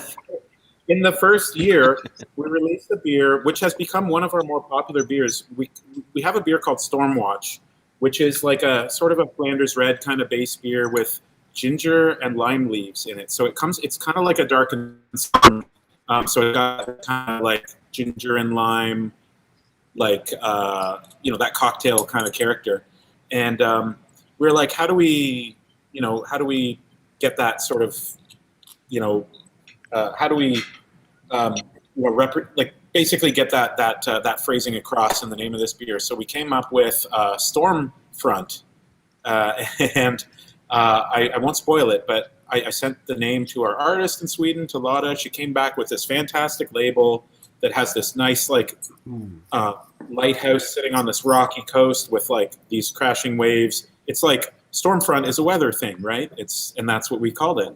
And then when that beer was released, I remember I was at like Volo in Toronto or something, and my phone started dinging at me, and I'm like, oh, what's this? And people were texting me saying like, hey, do you know Stormfront is the name of like this white supremacist newsletter? Oh, no. And I was like, no, but I hope you don't advocate that. Like, just so you know, this is what Stormfront is. And I'm like, oh, crap. I didn't Google it. But anyways, we changed the name of that beer from Stormfront to Stormwatch. But I still have like a couple bottles of the original super racist label. I even got an email from like one of my licensees saying, hey, Sean, we're really interested in the Stormfront beer that you have. But we were Googling for it. And just so you know, the first hits are to this like neo-Nazi stuff. And I was like, oh God. Now I don't know what your messaging is there, but like we support you, we love your beers and this and that. And I'm like, no, it's cool, man. We found out about it. We're changing the name. Like, that's very nice that you're still supportive after this. But yeah, that was one that I do regret. None of the other ones really come to mind as things I didn't like. I mean, some of them obviously probably felt more rushed than others to me, but Yeah, your favorite is fuck racism. I see from Tiff. Yeah. Yeah, that was a good one. That one was a great one. We were really over fuck racism because at the time where I was planning this was back. We started planning this beer back in like March or April, back when all these like protests were happening in the States, and I was just so angry seeing all this kind of not seeing the protests, but just angry at the fact that people are getting gunned down and this and that. I said, like, fuck this stuff, right? Like, fuck racism. Like, why does nobody just call something fuck racism, right? And at the same time, we were bottling a beer, and like the feedback, sort of while we were chatting, was, well, we're like 3 white guys here. I don't know if that's the best idea to put out something called fuck racism when we're just some white guys here. But I'm like, the company is only like 3 people, so it's just that's just what it is, right? No, I ended up going forward with it, and we took all the money from that beer and it went to charity. So there's nothing, nothing like the thought was like, I hope you don't feel like you're profiteering off of something like that, like, just jumping on a bandwagon and profiteering. But it was just like an actual sentiment. I remember driving home one day from the brewery, and I was just yelling at the radio at the things I was hearing. I was so upset hearing these things on the news that really felt like we needed to step up and do what we could. Like, as a brewery, there's not a lot you can do, right? The best thing I can do is raise money through something that we sell, right? And we took the step of not keeping any of that money, right? So, that meant a lot to me this year. But yeah, it was a great move, dude. And I know that you couldn't really participate in Black is Beautiful. One, that's you don't brew stouts, and 2, the way that your brewery is set up, it's not that simple. So, like, the fact that you were able to make it work, and you went sort of out of your way to make it work because you and the team were passionate about it speaks volumes. And like, it's fantastic because you didn't excuse me, you figured it out, and not everybody did that. And a lot of, there was probably only like 30 breweries in Ontario that did anything in the Black is Beautiful thing, and 3 that did anything here in Quebec, to be honest. So that was a really solid move, and I think that definitely it was good. Let people know exactly where you stood. The funniest part, because you and I were talking about it, and I was like, no one can say anything against that and not just be straight up called a racist. And then Nathan's post. Exactly. How can you argue it? Because people argue against being like, well, all lives matter, or this or that, and everybody's got their arguments for how they can crap on something on social media. And thank you so much to you, Craig, for feedback. Like, I reached out to a few people I knew on the media side, saying like, can you let me know in advance how you think this could backfire on me, and I'll just end up having, people and just poisoning the message. And I think, that was the idea, was that if you just came out and called it fuck racism, it's hard to argue against that one without just coming out and saying, I support racism. So yeah, it was the simplest message I think we could put out. It was dope. And then Nate, you still had a dickhead comment on your photo of it and turned it into a All Lives Matter. Turning it into an All Lives Matter thing. Like, whatever, fuck that guy. You know what? It doesn't take away from the very good message that the beer sent. So we don't need to spend any more time on him. Yeah, that's true. No, I love that. Yeah, no, I'm totally with that. I think that was a beautiful thing. Are you that type of beer? Would you ever do that again, or could you do it again? Because I know it's not even like a wood as much as like, do you even have the stuff to do it again?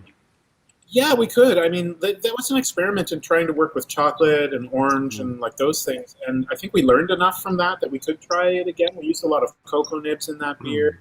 I think the contact time could have been longer. Like, we've tried to do chocolate a few times, and just none of the tests worked out well. And I think, having the right other complementing flavors really kind of helped it along.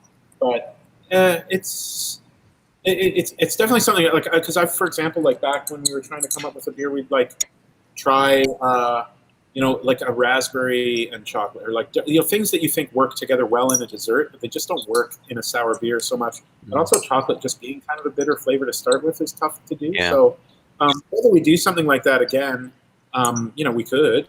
Obviously we have the recipe for it, but whether we want to focus our energies on that or not in terms of like, I'm happy to do it again and just give all the money to charity again. That's perfectly fine like that.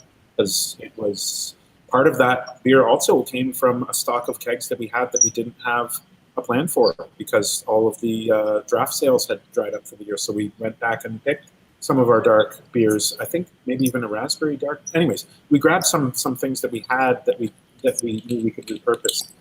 So that's, otherwise some things get wasted. So working with what we have is a good idea.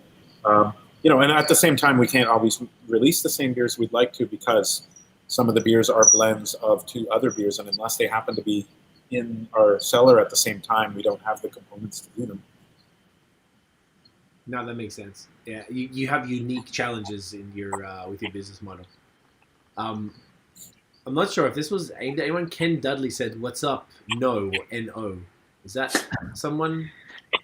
Yeah, I work with that gentleman. There you go. He calls you No. I like it. Yes. So today is. Why did you never tell us people call you No?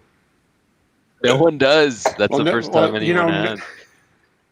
No has so many syllables, so It's too gotta many. shorten that shit somehow, right? I don't mind. It's nice to finally have a nickname. I never had one growing up. All right, well, No is what it is now. You bloody wanker. I love it. Google, should we announce? Yeah, I've got the... So this is where we deviate. So you had all four there, Sean, is that right? That's right.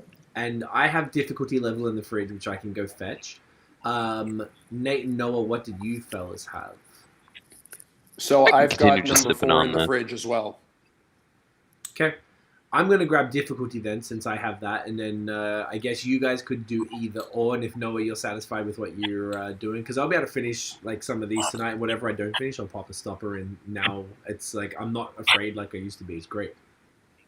I'd like to revisit the difficulty. I'll crack both of them and talk about both of them. Let's fucking go, mate. Let's bloody do it. Don't be scared. Yeah, well, let's look at difficulty level then, because that was the first year, and I haven't tasted it since May. Boom. So that one came out in the first quarter of 2020, right? Nate, you can go grab yours if you want. Right. That's our little cute little dinosaur. So Noah, you already had this, right? Sorry, No. Yeah, that's great. I love No. Thank you for that, Ken. You're a champion. That's great. I'm going to read the label again to remember what it was. Yeah. I remember really enjoying that one. I'm excited. I'm going to go fetch. One of my faves.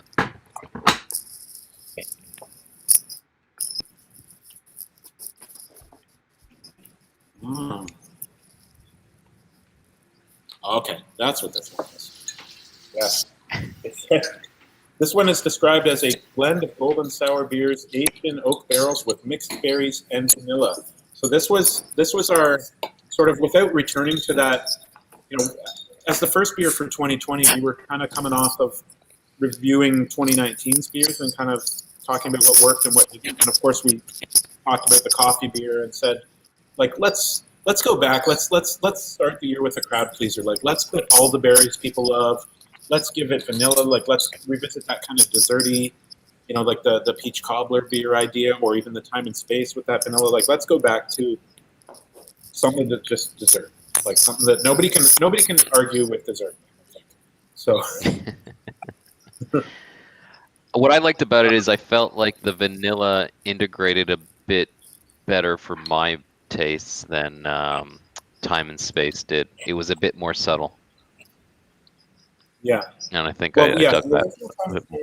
When I looked at the vanilla we used a lot of it. It was quite upfront. This one was a little more restrained. We also used a different kind of vanilla in this beer, I believe. We have one vanilla that we use in the time and space that's a little more like vanilla icing, cakey. Yeah, and this one is I more. think that's the thing I don't like as much. Yeah, exactly. It works in some things where it doesn't work in others. So when we used it in a pie beer or something, I can't remember where we've used it before. But when we used it in, it's the same vanilla that a lot of people will use. And it was gifted to me by another brewery who was using it in a pumpkin beer, along with the pumpkin spices. And that Team Pumpkin. They were like, here, try a drop of this. And I'm like, oh no, this is super desserty and cakey and awesome. It makes me think of Sara Lee cake or something, right? Like, so it Right. has its it's not like for the people who are like, vanilla is also super expensive right now. So like to go and buy like pounds of vanilla would be thousands of dollars or something. So like we do look at extracts for a lot of these things. It also lets you taste stuff immediately when you're trying out different recipes. Sometimes like the Waggle Dance, we will use actually vanilla beans because we know it's going to be an underhanded addition to the beer, and it's just going to kind of accent or balance. But for like a beer where we're really trying to just like emphasize the like we'll go with like the more heavy-handed vanillas sometimes. So this was, I think, the first time we used a different vanilla.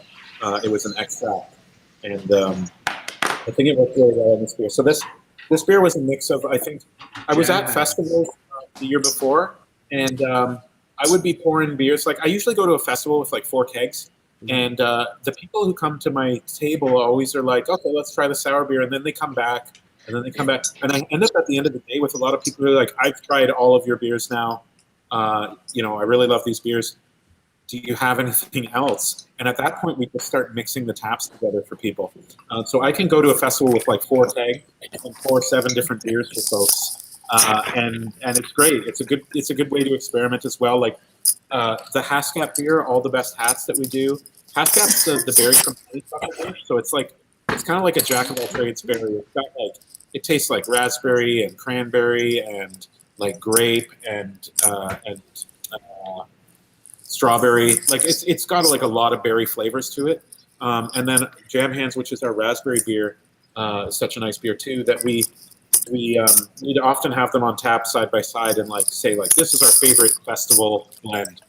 So we went back to that idea of mixing the 2 base beers together, the Haskap beer and the raspberry beer, and then just desertifying it with vanilla. So that, I believe I've got all the nuances of what we did for that beer. The back of it says... That's exactly what you just said, is what it says in the back. We bottled it. We took all of the... Oh, okay. We actually made our Haskap beer the one year, and then after we bottled the beer, we took all the fruit out of the barrel, out of the tank, and put it back into a couple of separate barrels and topped them up with beer. Then we waited 10 months, and in parallel, we waited for Jam Hands to come along. And then just based on our experience that people really, like of the beers we released for the club, like those desserty ones were always like very well received. We just decided to lead with something super desserty last year. And then it came out really well. I like but it is like right up front vanilla. Like it's heavy. Can't avoid it. You get like a huge nose of vanilla and berries. So it like, think of like almost like something like if you had like a custard with the berries mixed in with it, like that kind of aromatics. That's a really good explanation. This is insane, dude. My God, the nose is just crazy. Like it's super. I'm really loving Haskap berries in beers. In Quebec, in French, it's called Camarise. So you see it. You're seeing it more and more in beers, and it, like you said, it's so hard to pinpoint. Like it's, for me, I get a lot of like cherry and blueberry, but yeah, like you get raspberry, you get everything out of that fruit. It's kind of just like it's like a little berry salad. Yeah, if you chew on the berries by themselves, like it's funny. They look like long blueberries. They're like about the size of a grape, but they're like the color of a blueberry, and they're like a football shape almost. They're like elongated. But if you bite into them, they're red inside. So that like that's and that flavor you get from them is they're quite sour too. So it reminds me a lot of cranberries, but then they also have these other, like they've got the blueberry kind of tannin from the skins and stuff. So like they're really cool. It's hard to. It's a fruit that just tastes like other fruits. I think it's really cool. I like them a lot. They're very expensive, but and I think they'd probably be really good on ice cream. Like if you had a bowl of vanilla ice cream and you just throw those on there, like frozen Haskap berries, that'd be a pretty good dessert. You're making me hungry now. Oh, I know. Now I want dessert. Shit. I wonder if Uber Eats will this thing. We got a bunch of comments as well. We're talking. Chris says, have you considered making a kiwi sour? Because I really want to taste a kiwi sour. I haven't. We have, I think, well, it's been considered, obviously. Kiwi was a fruit that has come up in conversations before, but I have a feeling like I've tried a kiwi sour. Like, kiwi's a great fruit, And I used to love them when I was a kid. Just cut the skins off and just have sliced kiwis in a fruit salad or anything like. And fruit salad is probably a good place to look because there's often like an orange juice component or like there's always some kind of tartness to fruit salad.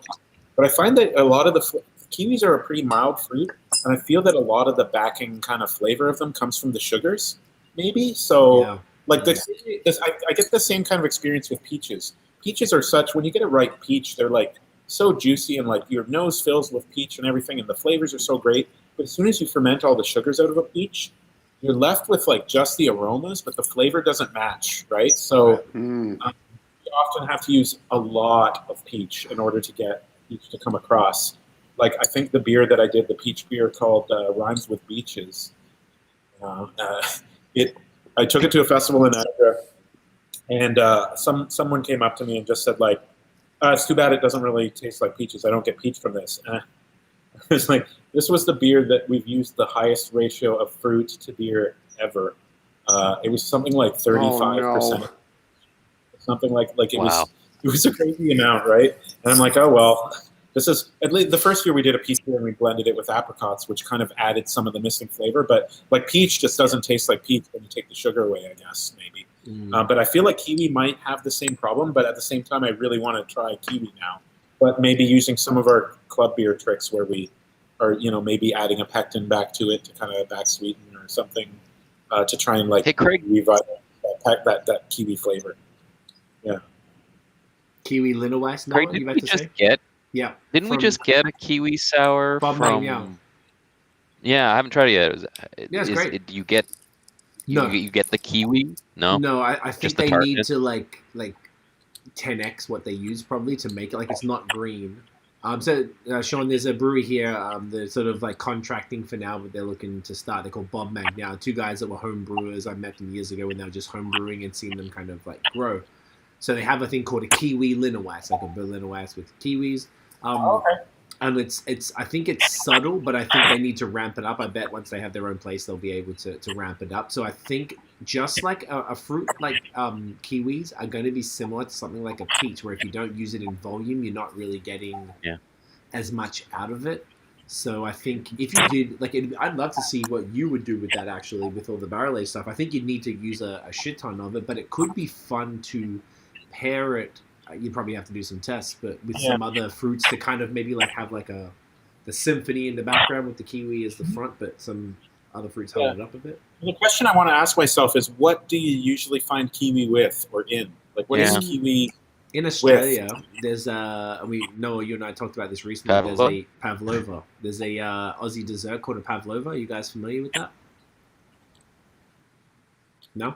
So it's like a meringue cake. So not really.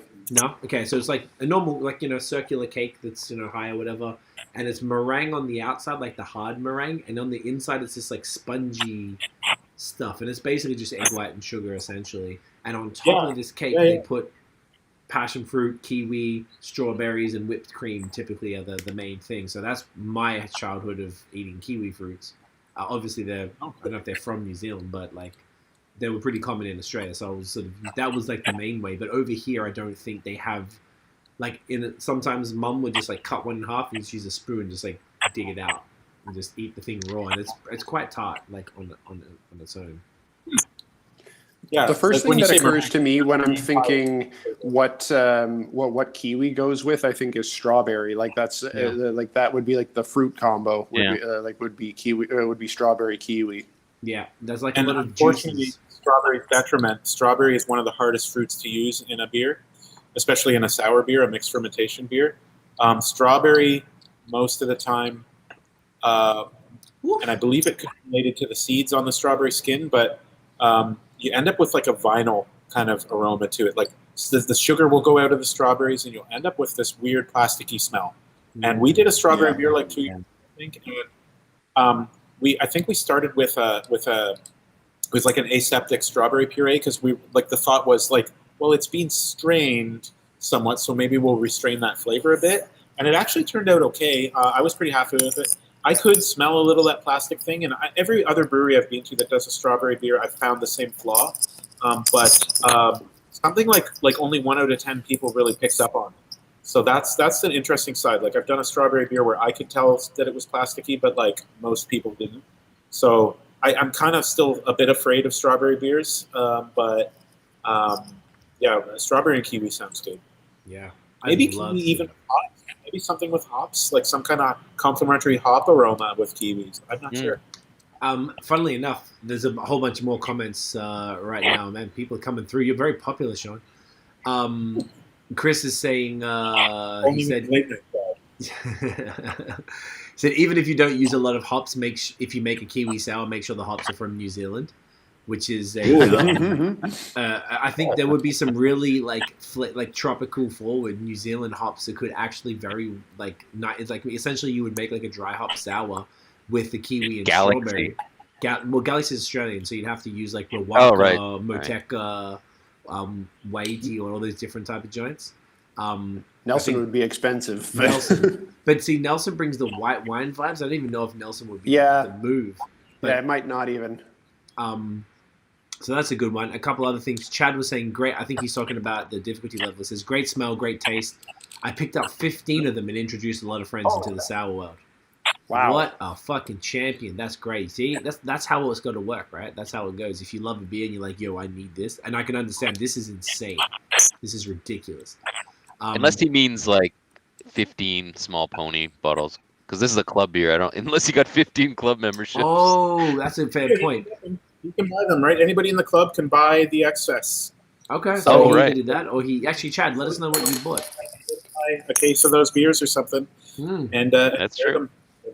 Thank you, Chad. That's great. I looked at the inventory today, and I think even that first beer, because it's funny, when we sign people up for the club, we start before Christmas, and we never know how many people we're going to end up with by the end of the year, because we just keep the sign up open until we run out of one of the beers.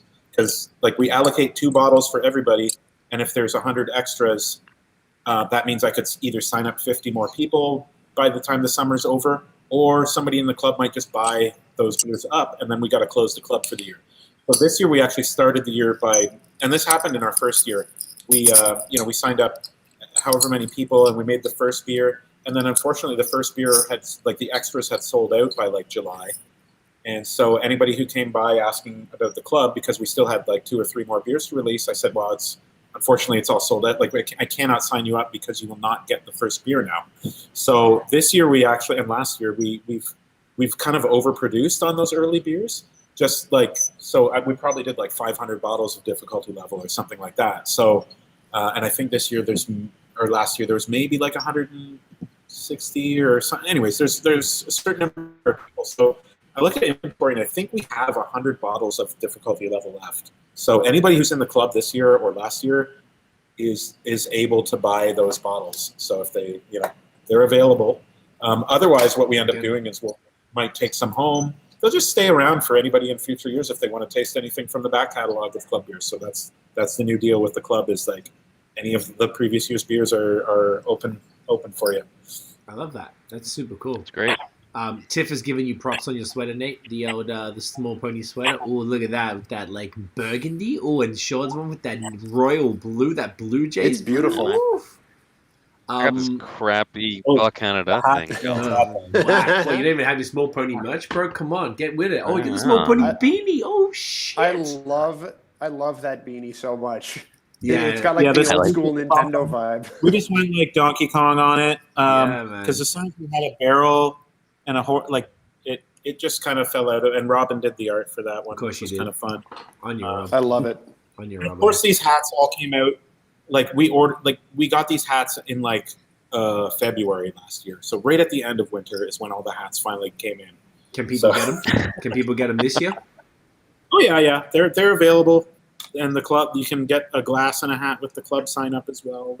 Anyways, they're fun. I like them. I love it. I'll have to reorder.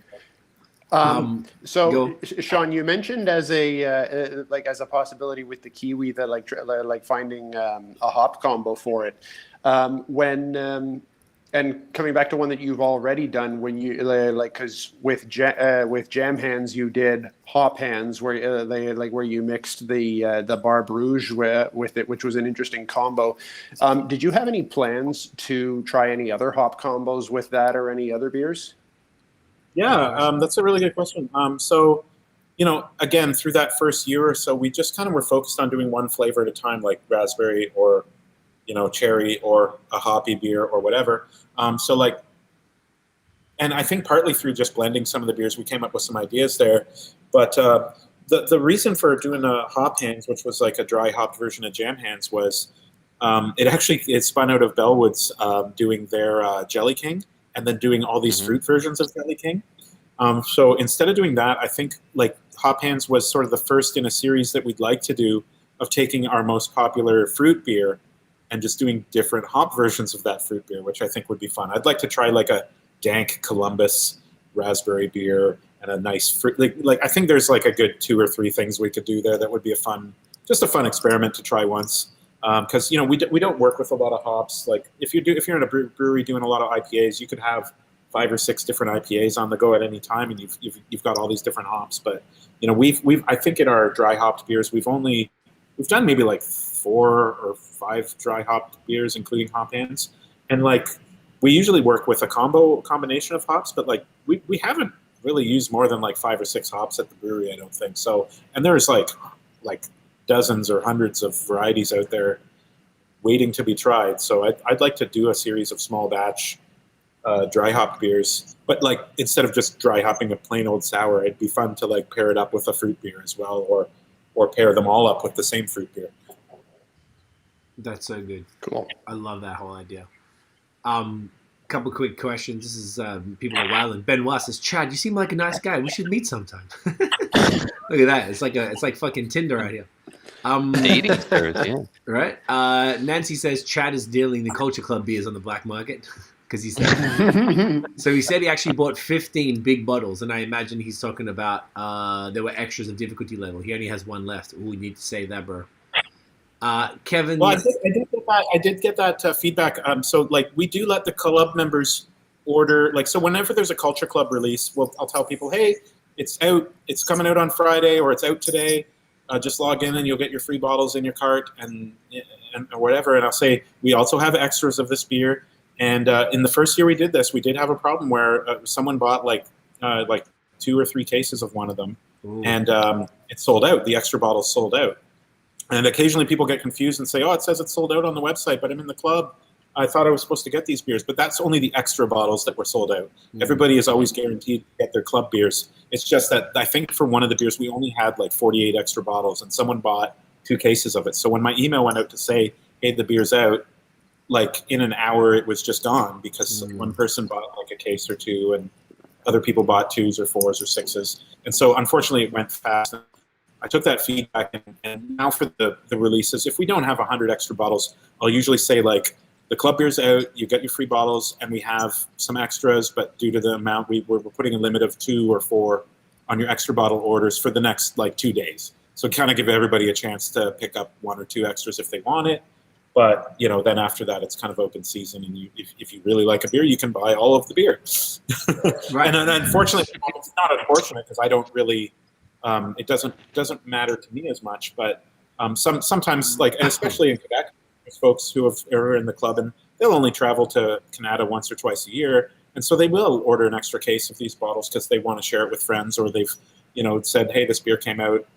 Do any of my friends want one?" And they'll order extras, and that's fine with me because, as far as I'm concerned, they're ordering the beers for themselves and they're in the club. And what they do with those beers, it's not for me to say. So I'm not clamping down on traders or people, whatever, like, because there's a lot of beer trading that happens out there. So, and I love it. I encourage it because that's how you take things.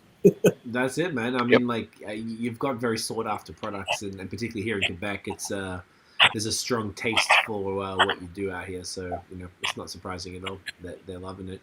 Kevin says, Sean is the nicest brewer ever, so welcoming and nice to customers. What a nice thanks so guy. much. You are the nicest bloody bloke ever, mate. And Nancy said, it's like toilet paper. You should have a limit. Yes, so there is a limit on the release days. There is a limit. Which is smart. No, I love it. Dude, this is really fucking good. Like, this is probably my favorite for tonight. Did you say, I think I kind of, when I was just went to pick up the beer and came back, this is not actual vanilla. Sorry, it's not vanilla beans. It's vanilla extract in this one. No, it's not vanilla beans. It's an extract in this one. I was listening to a really good. There was like a show on CBC like a year or two ago that I was listening to in the car, and this was back as vanilla was just exploding in like going up past like $1,000 a pound and right, and all these troubles throughout the world about it. And there was a guy who was like a vanilla trader and broker for 30 years, and he was on the show talking. He said, you don't need those expensive vanillas for everything, right? Like if you are baking at home, as soon as you put expensive vanilla in the oven, you've lost a lot of those aromatics that are what make it what it is. Like it's a waste of your money. There are places where it's good to use real vanilla, and there's places where you can use other kinds. Like we're using a vanilla extract, which comes from vanilla beans, but it's being extracted and concentrated. It's so much easier to blend and taste and figure out how much to use, and it can be done a lot faster, and which is helpful to us when we're doing these club beers because, like, I don't know if anybody knows this, but like if we put fruit in a beer, we've got to wait at least like 2 months, sometimes as long as 6 months for that fruit to finish fermenting. But if you were to pick up an extract, you can get all the flavor in the beer immediately on the day you do it. So like there's reasons we want to use some over others, and we've used real vanilla beans, we've used extracts, I used an artificial vanilla in one beer because I wanted it, or maybe we haven't used it yet. It might have been in the racism one because I really liked that it smelled like creamsicles. Like whereas the other vanillas don't. Creamsicle has a very specific vanilla smell, and I said like this is the $5 bottle I can get from the grocery store, and it's going to let me make a creamsicle beer. Whereas if I went and spent $1,000 on vanilla beans, that would be wasted effort, I think. Right, because it wouldn't translate Right. exactly. No, it's fascinating, and this is giving it like I don't know if I'm sorry if I'm repeating anything, but it's giving it the whole time. I'm getting it almost like a pastry sour vibe from this. There's like almost like how you were talking Definitely. about the disassemble, reassemble, where those spices give it that cake crust or the pie crust vibe, which is just insane. I'm getting a similar-ish vibe from this one. Like particularly if I smell it from the bottle, there's this like it's insane. Like this is And that like using different vanillas is just like that's one tool in our sort of toolbox for ways we can get a specific flavor that we have in our minds. I haven't shied away from using like a tea at times too. Like we did, as you say, disassemble, reassemble was that like really big, bold, peachy number, and we used a lot of our concentrated peach beer in that. But like just to take it one step, and like same reason we use some of that stevia to add like back sweeten slightly the honey beer, which we used a lot of honey in. We have also to back up that peach that was kind of not as peachy as we wanted it. I used a little bit of peach tea, like an herbal tea that was a peach flavored one, which is what helped some of the aromas. Like It really helped to add back. Like it wasn't a major component, but it was just like adding 10% back to what was lost in the fermentation of the peach. So like there's just so many ways. Like we're not tied to only using fresh fruit or this or that. Like we'll buy purees. We'll seasonality is trouble, but sometimes you can like adding more peach to that beer wouldn't have made it peachier. At that point, we found that the way to make that beer peachier was to actually look at a peach tea. So that's that's good for them. I like that. You make up the flavors from however you can. I love it.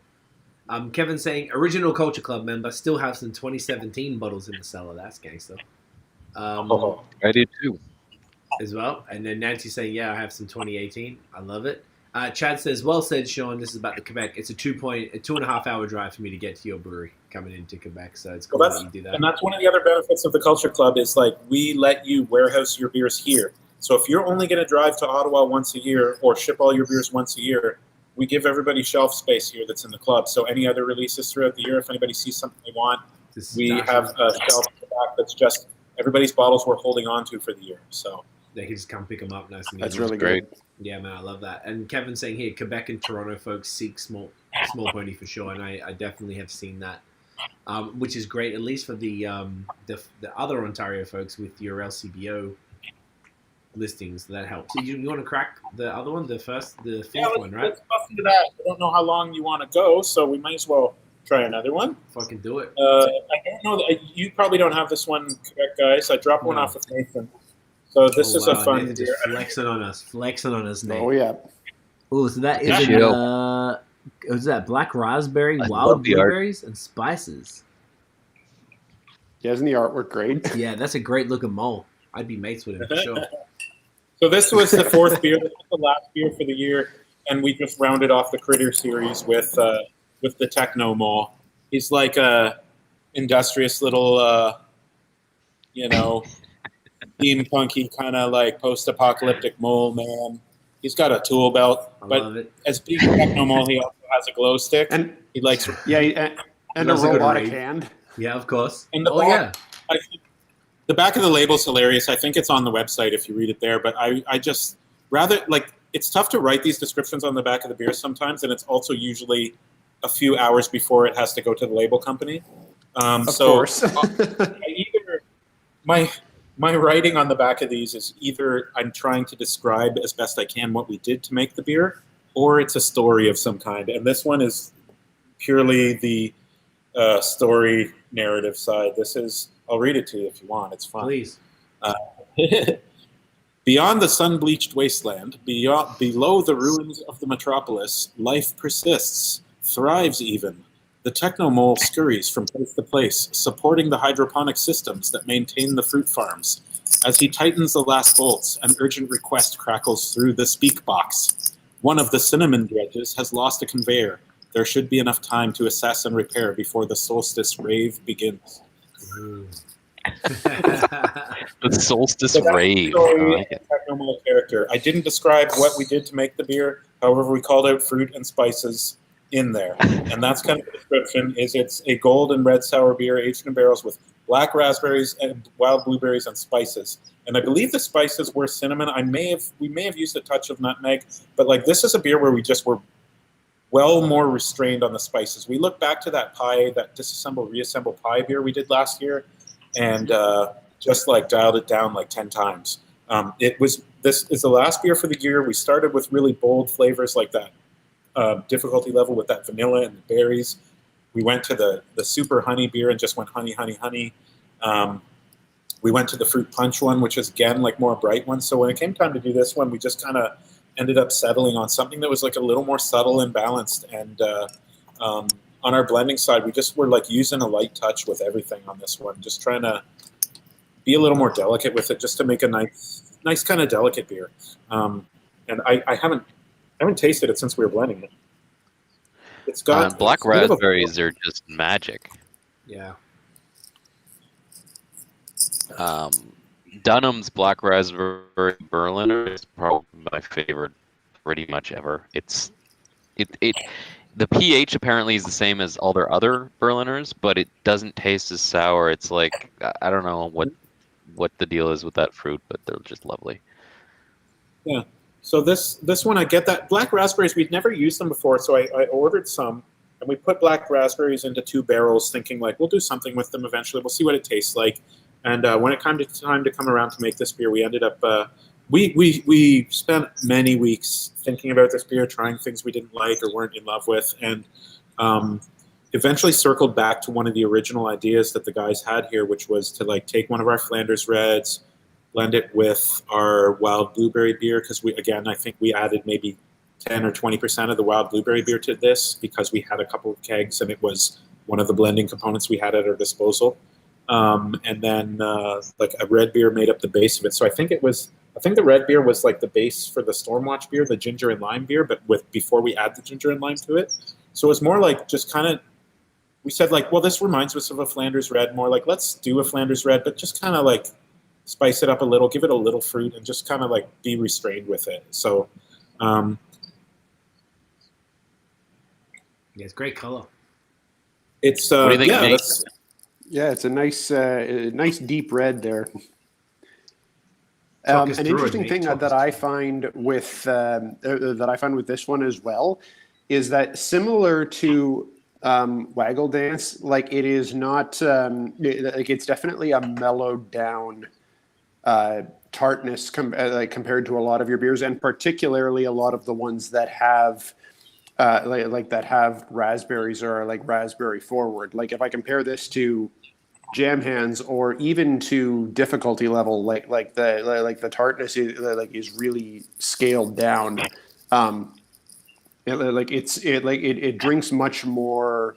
Like much more mildly and delicately, and as you were saying, like everything is kind of delicate in this one, I find. Yeah, it's interesting you said mild. It's almost like in terms of comparing like jam hands with this kind of beer, it's almost more like a comparison between like an English IPA and a mild or something like it is like that restrained version of a similar beer, right? Like or a bitters and a mild or pale ale and a mild. Yeah, that's an apt comparison. The other reason we kind of were a bit lighter with the flavors on this was we happened to have, I think, some barrels that had nice, like the barrel character was kind of nicer in the beer, and we didn't. Anytime we started adding more of one fruit to it, we really started to lose the barrel notes. So we ended up deciding like let's try and make this a more sort of barrel centric blend rather than and just work with some of the barrels we have that we like the flavors in. And we'll just accent it with fruit rather than making it a fruit beer. Very cool. Interesting. Nancy was just saying, seriously, some of the best label work out there, and so very sci-fi. I freaking love it with the techno mole explanation. Sort of kind of coming back to the beginning here, Misfit Transport says, what made you decide to focus only creating a sour-based brewery? Yeah, that's a really good question. I would have to go back like 5 years or more and say that I was homebrewing primarily. Like I had brewed some beers back when I was in university, from kits and stuff, and then like took like a 10-year break from that and got back into it like probably about 10 years ago now. Got back into brewing partly because of my friends in Sweden there who had given me like a homemade ginger beer when I was over there and said, "Oh, this is great. I need this recipe." And he gave me the recipe, and I dug out all my homebrewing gear at home that was still kicking around the basement. I said, "This is what I need to make this ginger beer," and I just kind of got back into it. And friends were encouraging me to try making beer, so I did, and made like all kinds of different beers, like 25 different beers the first year. And then when you come around to the sour beers, it takes so long to make them right that the basic guidance if you want to make a lambic is like brew it pick a time of year like Christmas. Brew it at that time every year, and then next year you'll be able to taste the one you made last year. You can blend the two together, and after 3 years you'll have like some good beers that like that kind of thing. So it's like a long turnaround. So as I was still brewing different beers, I had all these beers aging at home, and even in a giant wine barrel in my basement. That it took me a few years before I realized that these were some of the beers that I really enjoyed the most. And like someone say, like, well, why would you only focus on doing sour beers, like when you could make other beers? But there are so many different sour beers you can make, like in that category. You can really experiment. There's a lot of freedom there because really the styles aren't well defined, and you can just experiment and do what you want. And the other, part of the reason too was like you couldn't find them here anywhere in Ontario. Back in 2015 or whatever, you might find Rodenbach at the LCBO, 1 week of the year, and if you didn't order it in time, you missed it, right? So that basically led me to having to make my own. So that's kind of where it came from. And also, part of the reason of wanting to open a brewery was to, I didn't want to just be doing what everyone else was doing as well, like, because I feel like other people can do that fine, and I didn't think it would differentiate the brewery at all. And there's totally nothing wrong with opening a brewery that makes IPAs and stouts and this and that. Like that's how you make money. You don't make money making only one beer. And I got that feedback from other brewers who had started breweries doing this kind of thing. But we're carrying on doing that and hoping to just kind of refine it more and just keep doing what makes me happy with these beers. Like the Steam Whistle slogan of like "do one thing well" also comes to mind, right? Like they made that Pilsner, and that's that you knew like it was always you find it on a menu anywhere, and it was always going to be good. And yeah, it makes sense. I like it, and like obviously you've taken it to new levels. And do you know what's most what I've appreciated most about it, actually, man, is obviously we did this first podcast. I think it was 2018, if I'm not mistaken. And I think it was. Yeah, I think it was.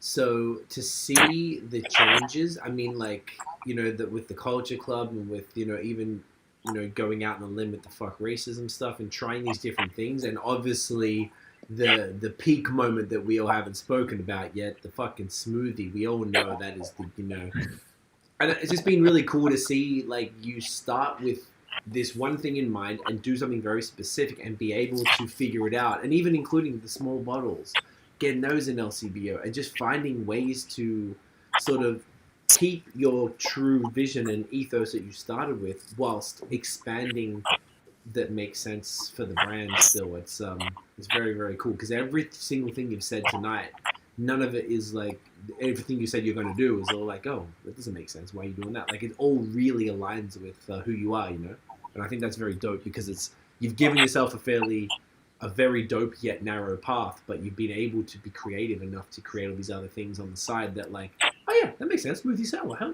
yeah. I love it, bro. It's very, very cool. Well, if you want to talk about that, we can. I know I dropped off a can for Nathan, and I think I can steal one. I think I can steal one from the. There are 6 cans left of it at the brewery for someone's order. So as long as they don't come in the next 2 weeks, I can open it. Whoever it is, don't come. Yeah. Maybe they're watching. If you want to talk, you can go grab. If you want to go grab your one first to talk. I have it here. You have it there. Okay. But Nathan's welcome to crack his. I can at least show and tell it. I don't need to drink it. We can see what it looks like on Nathan's screen. I should do that. I probably shouldn't drink. I can go grab the can. I don't think I'm going to drink it because I'm already on my 3rd here, and that's probably enough for one night. But I'll go get the can anyways. Well, you both taste it. You we taste it. As well. Yeah, speak to it, but yeah. So I can tell the story. The artwork. Before I get into the art there, Noah.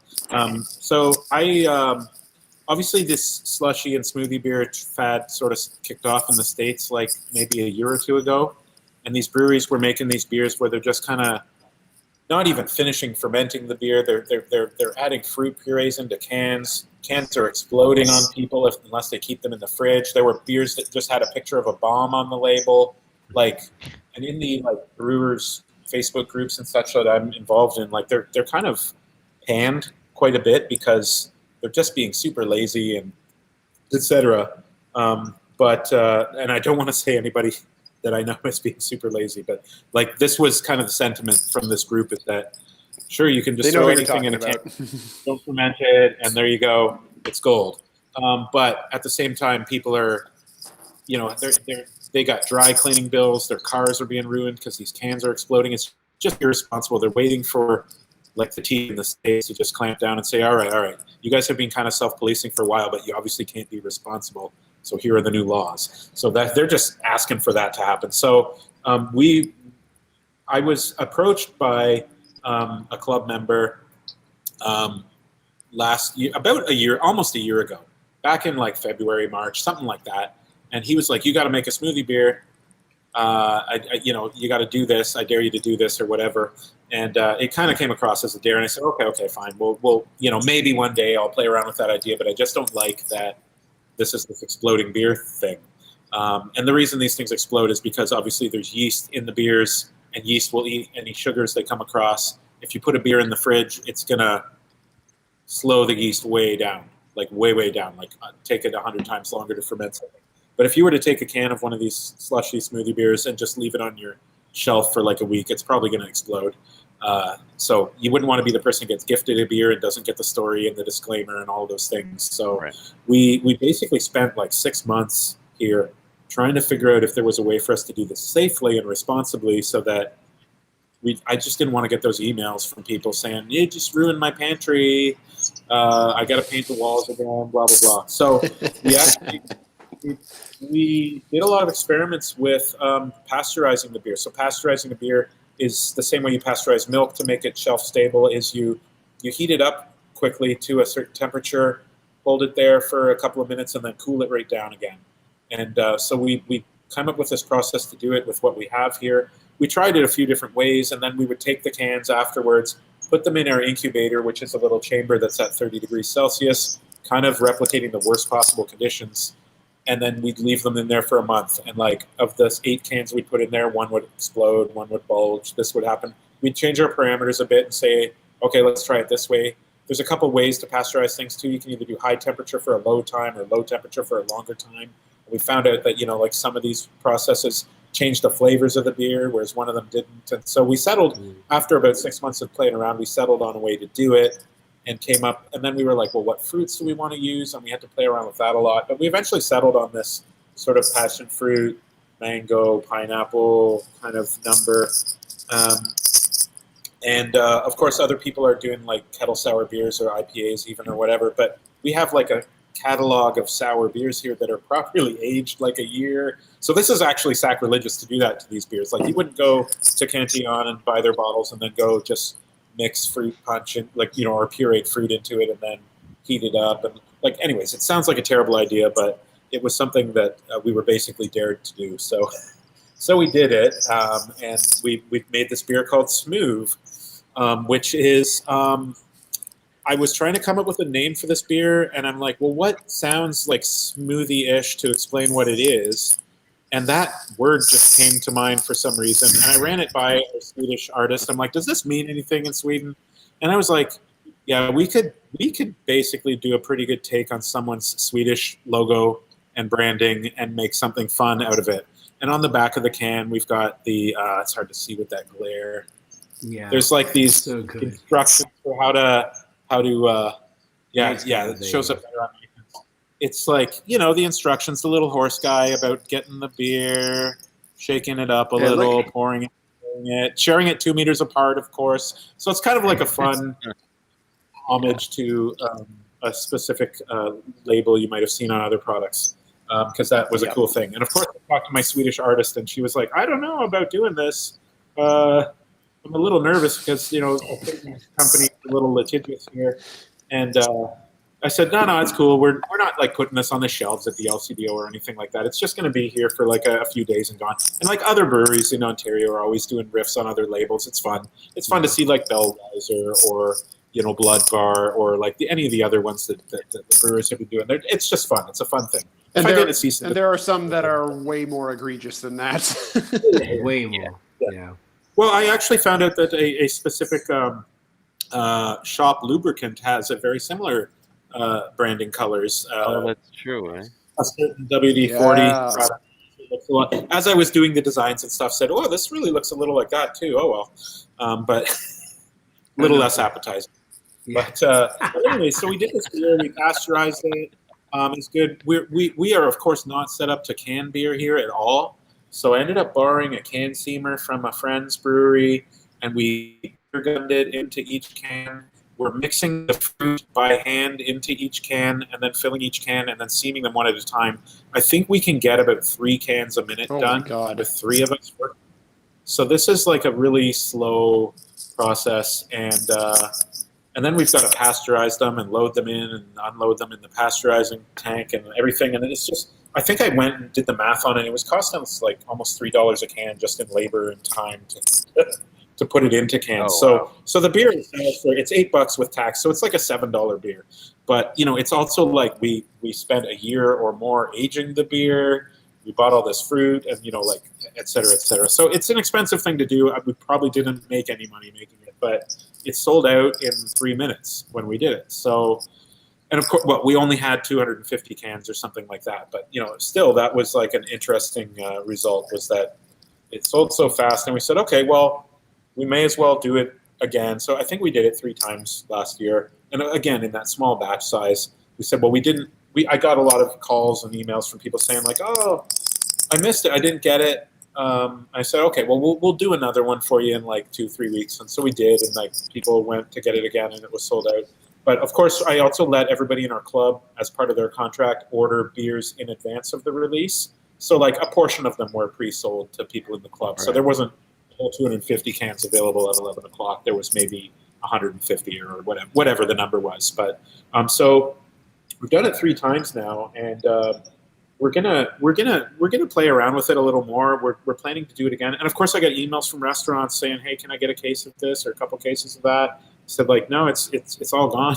I don't have any. I'd like a can, but it's all gone. So we're actually going to we're going to try to get some in the hands of a couple bottle shops and restaurants around Toronto and Ottawa and such. So I just reached out to them, sort of planning to do sort of a release just like for just for those bottle shops, so that we can get a bit more out, and then do the public release of a second batch. So we're going to do 2 batches and just try to keep them separate. Trying to release it and also sell it to restaurants is a terrible idea.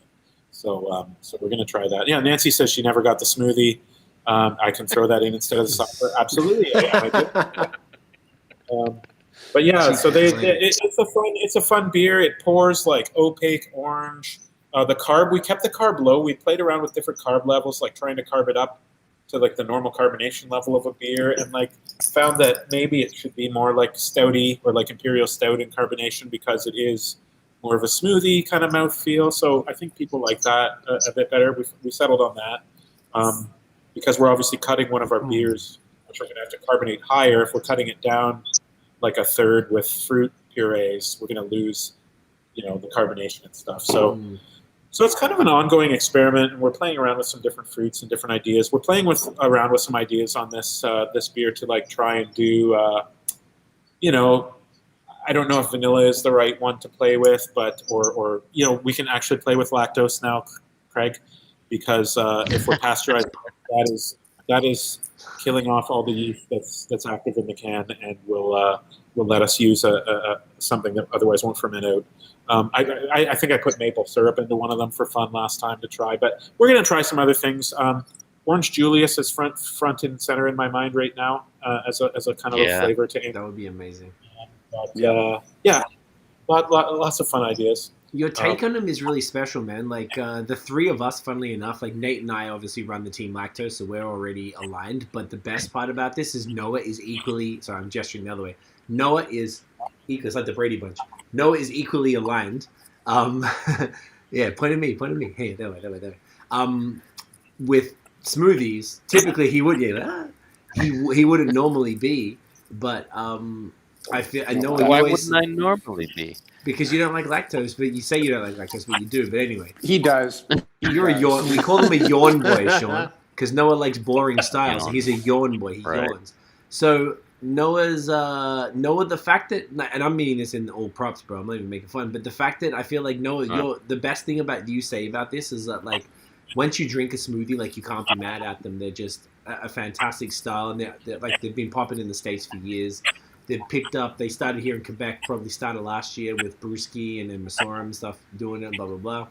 Love seeing a few folks in Ontario doing them now, but the way that you do them is super unique because you're using, barrel aged beer. So it's not just like some quick Berliner Weiss. It's 2 weeks old. This is like year-old shit with like the fruit puree. So you've created this whole new take on smoothies, unintentionally, intentionally, whatever. Just the fact that Small Pony's doing them, you've just done it your way, and I think that's really special. And obviously the fact that I know there's not many cans, but okay, if you had 1,000 cans, it'd probably sell it in 5 minutes instead of 2 minutes, like type of thing. It's not like the demand is there for these styles, and the fact that you're a fun dude though. So I was about to say like there's a lot of breweries that like are kind of like no, we're never doing that shit, and that's completely fine.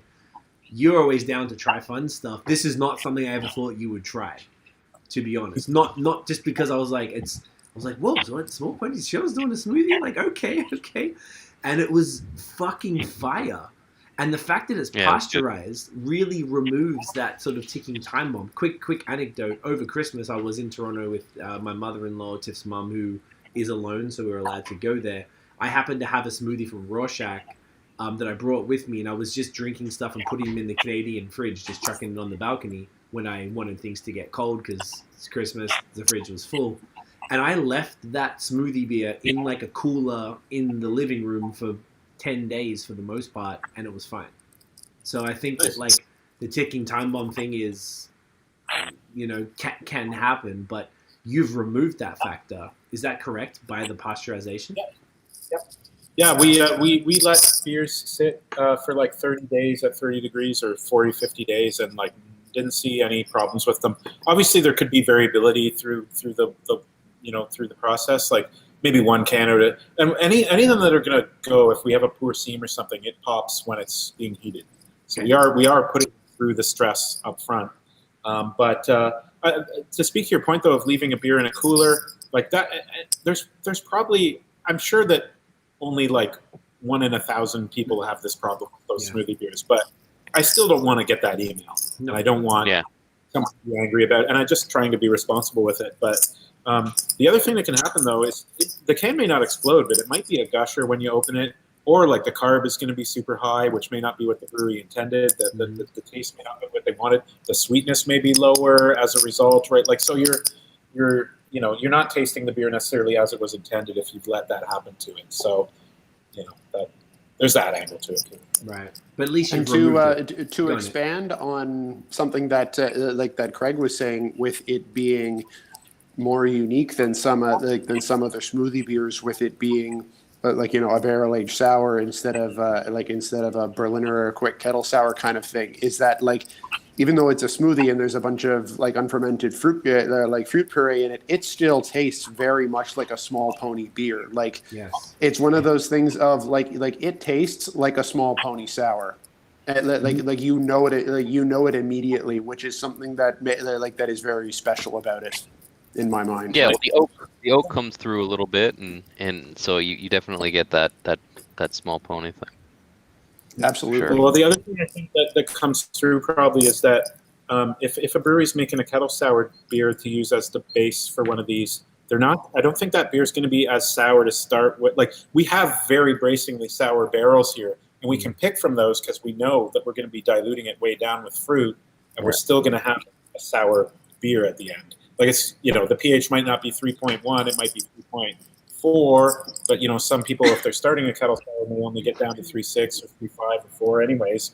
So we're starting with something that at the end of it, it's still going to be something that tastes like a sour beer that we would make probably. So it's pretty fun. I'm excited to experiment a bit more with them, but again, we're just not set up to produce cans. Like we've talked about how we could change the process to do it. Like I'd probably have to talk to one of these breweries that's already making one of these in terms of like, if I were to just take a tank and fill it with beer and put like 1,000 liters in a tank and then throw 300 or 400 liters of fruit puree into it, how do you keep that uniform? Like, do you have to keep it stirring the whole time you're packaging it? Like, there's those questions, right? Like, do you end up with a can that's just 80% fruit and one that's 10% fruit at the end? Like, I'm not sure like how to answer those questions. So I don't think we'll be doing it in a large scale soon. Like no companies want to deal with all the wild bacteria and yeasts and stuff in our facility, so we'll probably just be doing them by hand when we do them, and maybe we'll do them once a month for a little while, and I love thing that we do. Yeah, that's a crazy labor-intensive process, though. Holy shit! Yeah. Well, we don't want to be spending 20% of our time making 5% of the beers we could produce. But yeah, I can understand it being. I mean, as long as you're making enough money to make it worthwhile, I guess. But it's even if you think about it, that just the fact that it sells out so quick, that generates some hype. That means it's very likely going to lead on to add-on sales for your other products as well. So they'll come in and be like, "Yo, give me a 4-pack of the smoothie," but I'm here. Let me get some jam hands and blah blah blah, like all your regular stuff. So like, I feel like most people. It is an approachable beer, and I think, like you said, anything that that we can do that would have people, like I said, discoverability is our biggest hurdle, basically. So if anybody gets one of these, they will, hopefully take a look and see what else we do. That's it, man. And the fact that you're, if you do a few other variants and make them fun, just like your lineups here are like fun as fuck, and you've got really cool, thoughtful, creative, beers all the time. Everything you've ever done is really in that line. So if you just apply it, if you do what you normally do to the smoothies, it's going to keep people coming back, because I think it's dope that you've done 3 batches already of the same fruits, because you're only going to nail it better and better every time. But then you try these fruits, and like you said, a bit of vanilla and a bit of this and that. Like that's whatever. If that's what will get people coming back in, that'll help the discoverability because it's the hype right now. It's what all the kids want. Whatever. It's something, and the fact you're already doing it, and you got a cool ass brand behind it as well. And it's just so like it's jarring for the people who already know you and maybe hadn't sort out your stuff for it. Like, yo, like they're doing this smoothie that looks like this some brand that I'm familiar with, and there's got all of these in, and every month it's coming back, and it's in a can. Like, what's happening here? And it's the only barrel aged, the only smoothie that's made with barrel aged sour beer and that's why it's an expensive can because look what it's made with. People are like, yeah, I want that because all the other stuff, like I was saying, is a 2-week, 4-week-old Berliner Weiss. So you differentiated yourself very strongly from the beginning. I think one of the other interesting, like just speaking about it, is that we've just based on the kind of beers we've made here over the last few years, I think we're in a pretty good position to do these kind of blending experiment, because like this kind of beer is blending things with beer. That's basically what it is, taking other things and blending them with a beer. And we've done 49 of those so far. Or I think it's 40. I think I looked online. So we've got a lot of experience with taking flavors and understanding how they work together and how they work after they go into a beer, and like that's kind of what we do. I think I looked, and something like 2/3 or 3/4 of our beers have been fruit beers in the past. So we've got a good I can go to the Blue Book right here, which is all of our blends that we've ever done, and we can just like revisit them all and say like, do you think this would work if we didn't ferment out the sugars from that fruit? Like, so that's what this kind of lets us do. This kind of pasteurized beer, I look at it as two things. It's like, first off, it's a fun little trendy thing to do, but secondly, it's a way for us to learn a new process, like learn what does our beer do in cans, because we're going to can one of these beers at the end of the month, but we're also going to at the same time try packaging one of our other beers into a can just to see like, does THP develop, like what kind of flaws can pop out of that can, and like compare it in 6 months to a beer that was in a bottle, and just kind of like learn what would happen if we did do a beer in a can one day. Or like so we're looking at it as a learning experience. Obviously, we're like everything in the brewery goes against how to make this kind of beer. We don't have a cold room, so we can't keep the beers cold, and that's kind of what you want to do with a beer. We don't have a bright tank that carbonates beer. We package all of our beers still, and this is a beer that's going in a can, so you want to have it carbonated ahead of time. Like everything about this, we've had to borrow equipment. We've had to find a new way to do something. So it's been that's why I say it took us 6 months of experiments after getting dared to do this to find a way to do it. But it's certainly not a way, like if we said, oh, geez, that beer sold really well, let's just switch to making that beer a lot. It's not something we can do. So right. Would it be something you could... What about... Go on. What about smoothie blenderama?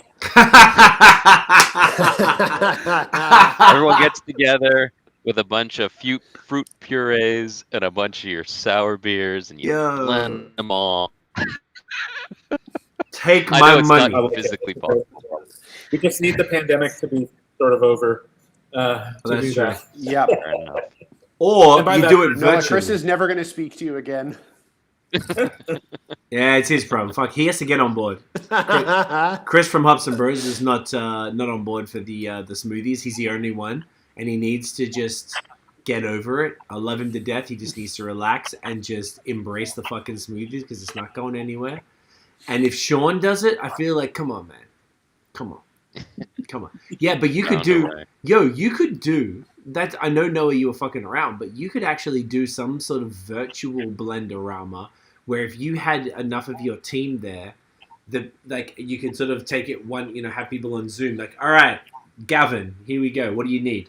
And you're like, yo, get this. And you're like, all right, how much you want? Blah, blah. And you could like do it for him or the different, you know what I'm saying? And work through it. It'd probably be a lengthier, maybe less fun process, but at the end of the day, the same end result is there.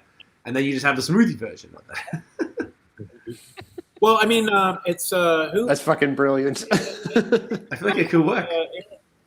Eric from La Clandestine in Gatineau over here. He sent me a photo on Instagram like 2 years ago of I think it was our first club beer that we ever did. It was called Hint of Things to Come. It was like a blend of like wine beers and passion fruit and such like that. And he had taken one of these like $20 bottles and put it in the blender with some fruit. Like he had passion fruit and mango puree and this and that. And he just like took this, and he was making these at the restaurant for somebody. Like he just basically took this nice beer and just, did what he did. He made a cocktail out of it with fruit. Yeah.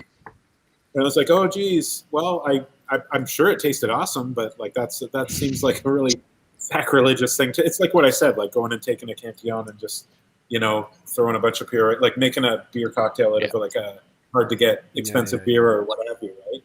And that was the first time I saw someone try to do. But he said smoothies are going to be all the rage. Give it another year, right? Like these beer cocktails. So I've got a couple of ideas that nobody's done yet, so I'm going to try those. But not smoothies, but something. It's so dope. Nancy says, yes, I'm in, totally mango, and then some other shit. So I'm telling you, bro, like Noah's onto something with this idea. Like, I feel like... I think so. And no one, like the Blender-Rama idea, period, is just fantastic. Yeah, that was amazing. And just imagine, like, I know you're fucking around, but like that is a real thing. The smoothie idea is so good, bro. Like, I love it. I love it. I feel like it could work. We'll talk. Maybe. Yeah. Yeah. We'll talk. Almost need like just sell a beer that comes with a whole bunch of flavors in the box.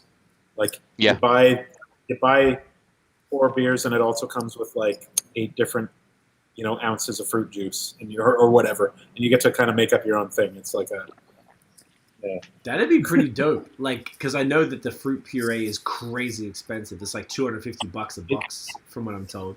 It'd be like going to the LCBO. When you buy that one bottle of rum and it comes with a different bottle stuck to the neck of it. Yeah. We'd have 8 bottles on the neck, different things. Yep. I mean, look. Stepping away from the smoothie thing for a second. Why? Sorry. But you were talking about having that Thanksgiving case there, but doing your own thing with it, or was it Christmas or Thanksgiving or whatever? Yeah. But anyway, if you wanted to during the pandemic, you want to do some kind of virtual Blenderama, you could do something similar to that. If in some way you could bottle even smaller bottles or something, and then you'd ship it as like, I don't know, $100 case. Everyone at home gets on the Zoom.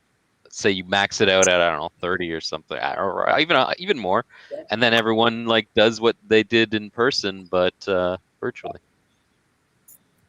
Dude, that's yo, the virtual events, like that's something, I don't know if we've talked about it with you guys, but I've been we were just on Nickelbrook did a series of virtual events last year, and they were fantastic. And Tiff and I were guests to host on one of the ones in just before New Year's in December.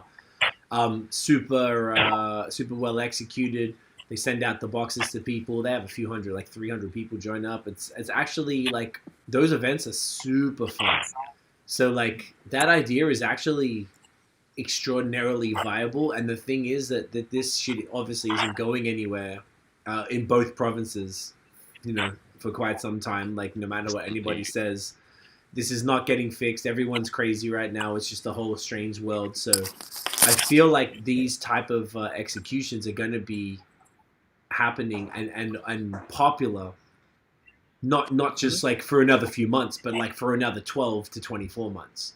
So like, there's and even if we snapped our fingers in 2 months and everything was exactly how it was, I think there's still going to be something that comes out of the idea of virtual stuff in general, because like for me, like you invited me to a couple of those to your Blendoramas, but like I barely see my kids during the week because I'm 12 hours downtown and back every day, and I gotta go to Ottawa, so I couldn't make it. But if I think there's something to be said about what will happen in the future as a result of this.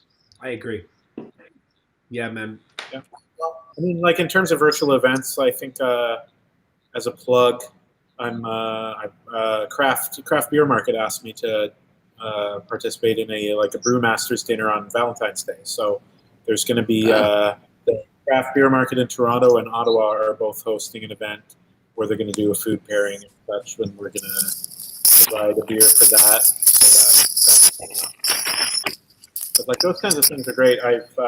Brew Donkey, who runs the tour brewery tour company, put together a series of virtual tours as well because they've obviously been hammered by this kind of by the lockdowns and everything. So he put together a package where the brewery would send bottles to everybody's house. They would get gift certificates. They would get all this stuff, and then you had like a dedicated event where you could chat with the brewer and kind of have that sort of in-person experience that we usually have when they visit breweries, but do it from your couch, right, or from home. So that was kind of nice. It's virtual events when you have to actually get the beer into people's hands. That's where it gets challenging. Yeah. Well, I feel like it's only challenging if you're going into province, obviously, because then there's the legal ramifications. But otherwise, like the way that I've seen other breweries do it, they just pre-sell a certain, like, whatever. This is the box for the event. Here's what it is. Blah, blah, blah. And it's super straightforward. And Zoom lets you do everything. Like the ones that Nickelbrook had like 3 live bands, a comedian. And it was like flawless. I was like, oh, it's going to be challenging for them, but they'd done 5 at that point, and they'd sort of figured it out. And luckily, the bands that were performing had been doing their own live events, so they had their side figured out already. So it was quite seamless, just changing between it. And I'd participated in like that. We only spoke at one, but we had watched and seen the other ones, and it was just like the box arrives a day before, 2 days before. You chuck them bitches in the fridge, boom, boom, you're good to go. Like it was such a pleasant experience every time. And I'm like, okay, I've seen other people do it, but I feel like you have like kind of what Noah was saying, you have such an opportunity because of the uniqueness of what you do.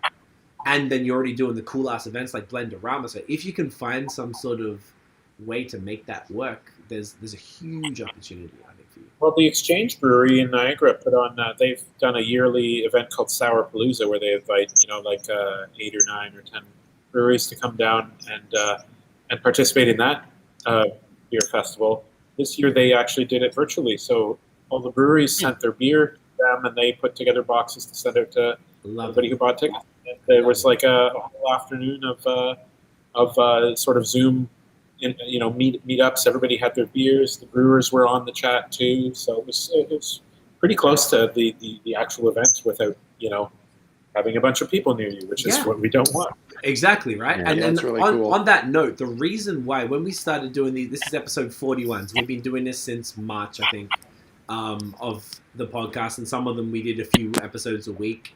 And what I realized at first, we were just Tiff and I, or then I'd have Noah on, or have Nate on, and just some friends. We're just fucking around. And then I just started talking to breweries. I'm like, yo, you want to do this? Because I never wanted to do it this way. I can't, like, the idea of this was super, like, whack to me before. I want to come see you. I want to get to film the place, blah, blah, blah. And then I realized that because of these virtual events, the one thing that makes us feel like we're in the same room is that we're all drinking the same thing. So we can look at the product, we're all holding the bottle, we're all sampling it, and it ties it together. And the virtual events do that so well. And that's why I think these podcasts are better when we have the same beer. And I've made it kind of a thing that when we do it, we have to have the same beer. And it's because exactly what you said, it achieves the same goal as if I went there and we were sitting next to you and we're drinking the same thing, but we just happen to be doing it this way. Yeah, it's true. This feels a lot like just hanging out with 4 dudes around a table. Like that's what we used to do. Like my friends in town here, like the home brewers, we used to get together every couple of weeks and make wings and just sit. Everybody brought beers and we'd share them. You brought your home brew, you'd share them. You brought all the lambics you had, and whatever. And for a couple of months, I think after the pandemic started, they started doing it virtually on Zoom. Like we just say, like, "Hey, it's Friday night at 8:00. Hop on. We're just gonna hang out and drink beers and shoot the shit." Right. So it works. It works fine. It does, man. It's an idea. We have a couple questions for you. So Droogie9 says, bitters in a sour or not? I don't know what he's referring to. Is he referring to like the bitters, like the drink mixing thing, or like bitter things? I think That'd be so. my guess. Yeah, same. I think because we were talking about cocktails before, maybe. Yeah. Oh, and like cocktails. Okay, so if we were talking about that, I'm not super experienced in bitters and what drinks they end up getting used in, but I am familiar with Jägermeister, and that, I believe, is kind of like in the same flavor ballpark as a lot of these bitters, right? Like with all the, concentrated herbal components and stuff. We've played around with spruce tips a little bit, but I really would like to try and recreate something that's in the same vein as like a Jägermeister and do like kind of a nice wintry, minty, like with all of those fun flavors. But if you're talking about bitter things, hops are one thing, but bitter and sour just don't go together at all. It's like a clashing flavor, kind of like. I never have been a fan of grapefruit growing up because I feel like it has that bitter and sour together kind of quality. But like if I've ever mixed the beer together, we've done some experiments in making a sour IPA. Sour IPA, like we're not making IPAs here, but we've always talked about collaborating with a brewery that's really known for their nice IPAs and putting together a sour version of that. Most of the breweries, when they make a sour IPA, they're just basically making a kettle sour beer and then finishing it like they would an IPA. So they're not the same. As if you could somehow make an IPA sour. They're close. But we've always talked about trying to do one where we create like a hazy New England IPA, but it's also got a barrel-aged sour blended. So basically two breweries coming together, making the two beers that they excel at and trying to blend them together. And I've done this experiment with a couple people where we take an IPA and a sour, one of ours, and mix them together. And if you get the proportions wrong, your mouth just waters like when you're sick. And you're going to throw up in a minute, and your mouth starts doing that water. Like you get that kind of weird feeling when you mix bitter and sour together. It's just not nice. So that's why doing chocolate is difficult. But and that's why doing hops in a beer, like making an IPA that's actually a sour IPA, is difficult because it's just like a clashing flavor thing. But actually using bitters like the drink mixing bitters. That's a fun idea, and that's very easy to do because I have the bitters at home and I have the sour beers at home. And all you got to do is put them in a glass and see what it tastes like. Yeah. Dude, that's sick. But using it like maybe we'll do a smoothie beer with bitters in it. Yo, I mean, that's like even like the Angostura stuff because I feel like, I wonder if there's a way to do it aside from that, like even in itself. But like I like the idea of blending the styles. It's super, super sick. Nancy also says, I remember when I was at Blenderama and Sean looked at my measurements and he said, we don't have that much mango extract. If I use your recipe, no one else can use it. And I was like, please? That's great. Nancy, she took all the mango. The way we do the Blenderama, we give everybody like these eyedroppers and little syringes and like a whole bunch of mixing cups and glasses of all the different beers to play with. And then we get out like 15 or 20 different herbal teas or extracts like that we have like just a sample kit of extracts from Amaretti or something like that. And we just let people go nuts with it. And Nancy mixed up a beer that used and we give everybody like a recipe sheet for them to like write down the recipes and scratch them off and start over and stuff. And when they come back and say like, all right, in 50 milliliters of beer, I put 10 drops of mango extract and 3 milliliters of this and blah, blah, blah. Then we have to scale that recipe up to like 3 liters or 4 liters or whatever it is. And I was like, well, Nancy's beer is going to need like 150 milliliters of mango extract. And the bottle that comes in is only 100 mils or something. Like it was something like that. And I was like, do you think we might be able to dial it back a bit, maybe? But yeah, she used it all. I said, well, if we use all that, we're going to not have any more for anyone. So we ended up using it all. We used as much as we could. And it worked out. It was a very mango beer. Mango lavender is still pretty cool. I just like the whole concept. Like the lavender with the fruit. It's a great idea. Yeah, man. No, it's beautiful. Did we have anything else we want to touch on, boys? Or we're looking at, we're almost 3 hours. We've done pretty well. Yeah. Pretty good chat. Yeah, man. Sean, this has been great, man. I'm glad we got to touch on the club and the smoothies, obviously, which was the most important part. And it's been great to just like hang out because it has been a while since we've all like I don't think any of us have been in the same room together with you, which is nice. So it's all been this is great. First of all, starting with Sean, where can everyone find you online? I've already put a part of it there, right there. Okay. Yeah. So we have smallponybarrelworks.com is our website, and that's where our online store lives. And we are shipping beer across Ontario. We are delivering beer for free in the Ottawa area, so anywhere within like half an hour to an hour's drive of where we are. I drive beer out at least twice a week. You can pick up beer here still. We're still considered essential, so we are still open. Of course, there's no drinking really. Like we haven't had our table set up in 9 months or 10 months.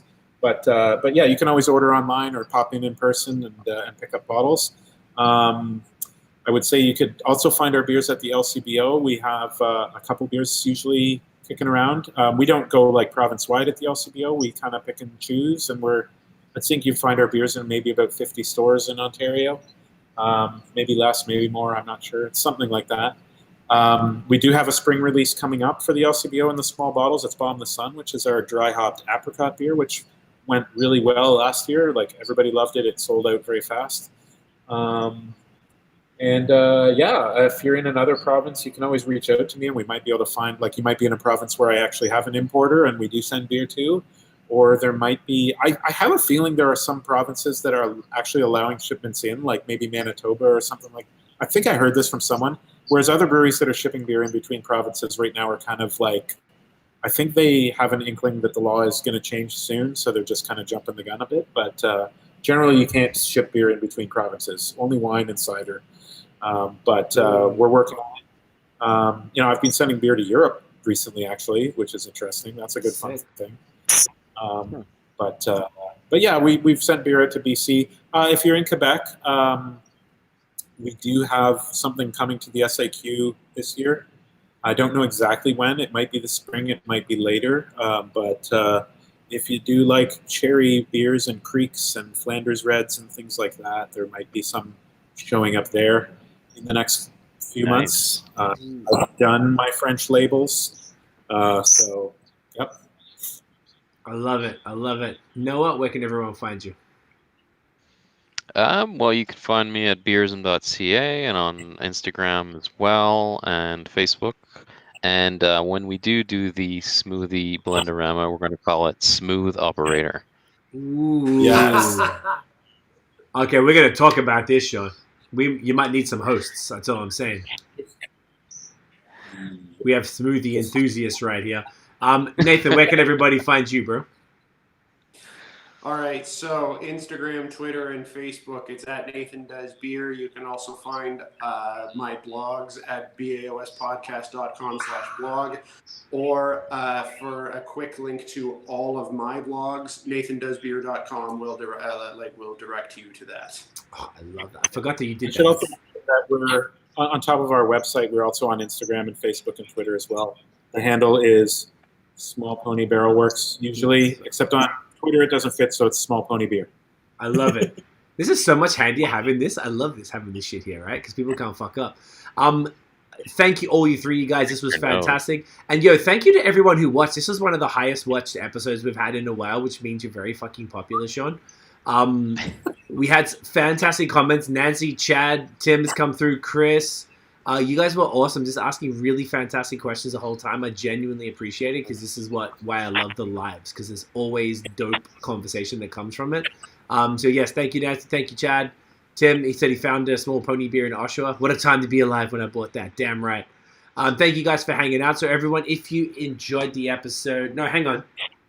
Is that... I forgot. I haven't done this for a while. Yeah, if you enjoyed the episode, smash the thumbs up. Hit subscribe below. Hit the notification bell so you know when the new drops. Follow us on social media at BAOS Podcast everywhere. BAOSpodcast.com. We'll be back next Friday, probably 8 or 9 p.m. or something like that. You know the drill. That is it, guys. We'll see you next week. Oh, shit. Do you know what? Just before we wrap up. Yep. The thumbnail. Thank you, Nathan. So if you could hold up some beers there, guys, and we'll take a little thumbnail. See, this is why I need help, because I forget this shit. Who's got the Technomal? You got that? You got the smoothie. I'll get the bees. You got the bees. I got the bees, and I got difficulty. Boom. Y'all ready? Oh, that is just gorgeous. That is just stunning. Oh my gosh, look at us all. Oh my gosh, so hot. Boys, stick around just to the end of it, and we'll everyone will see you in the next episode. Peace. Thanks so much, Craig. That was the audio. That was the audio side. Live guys, thank you again, boys. You're champion. Just hang on, and when I finish the thing, then we can say bye off air. But yeah, everyone, thank you again. We'll see you next week.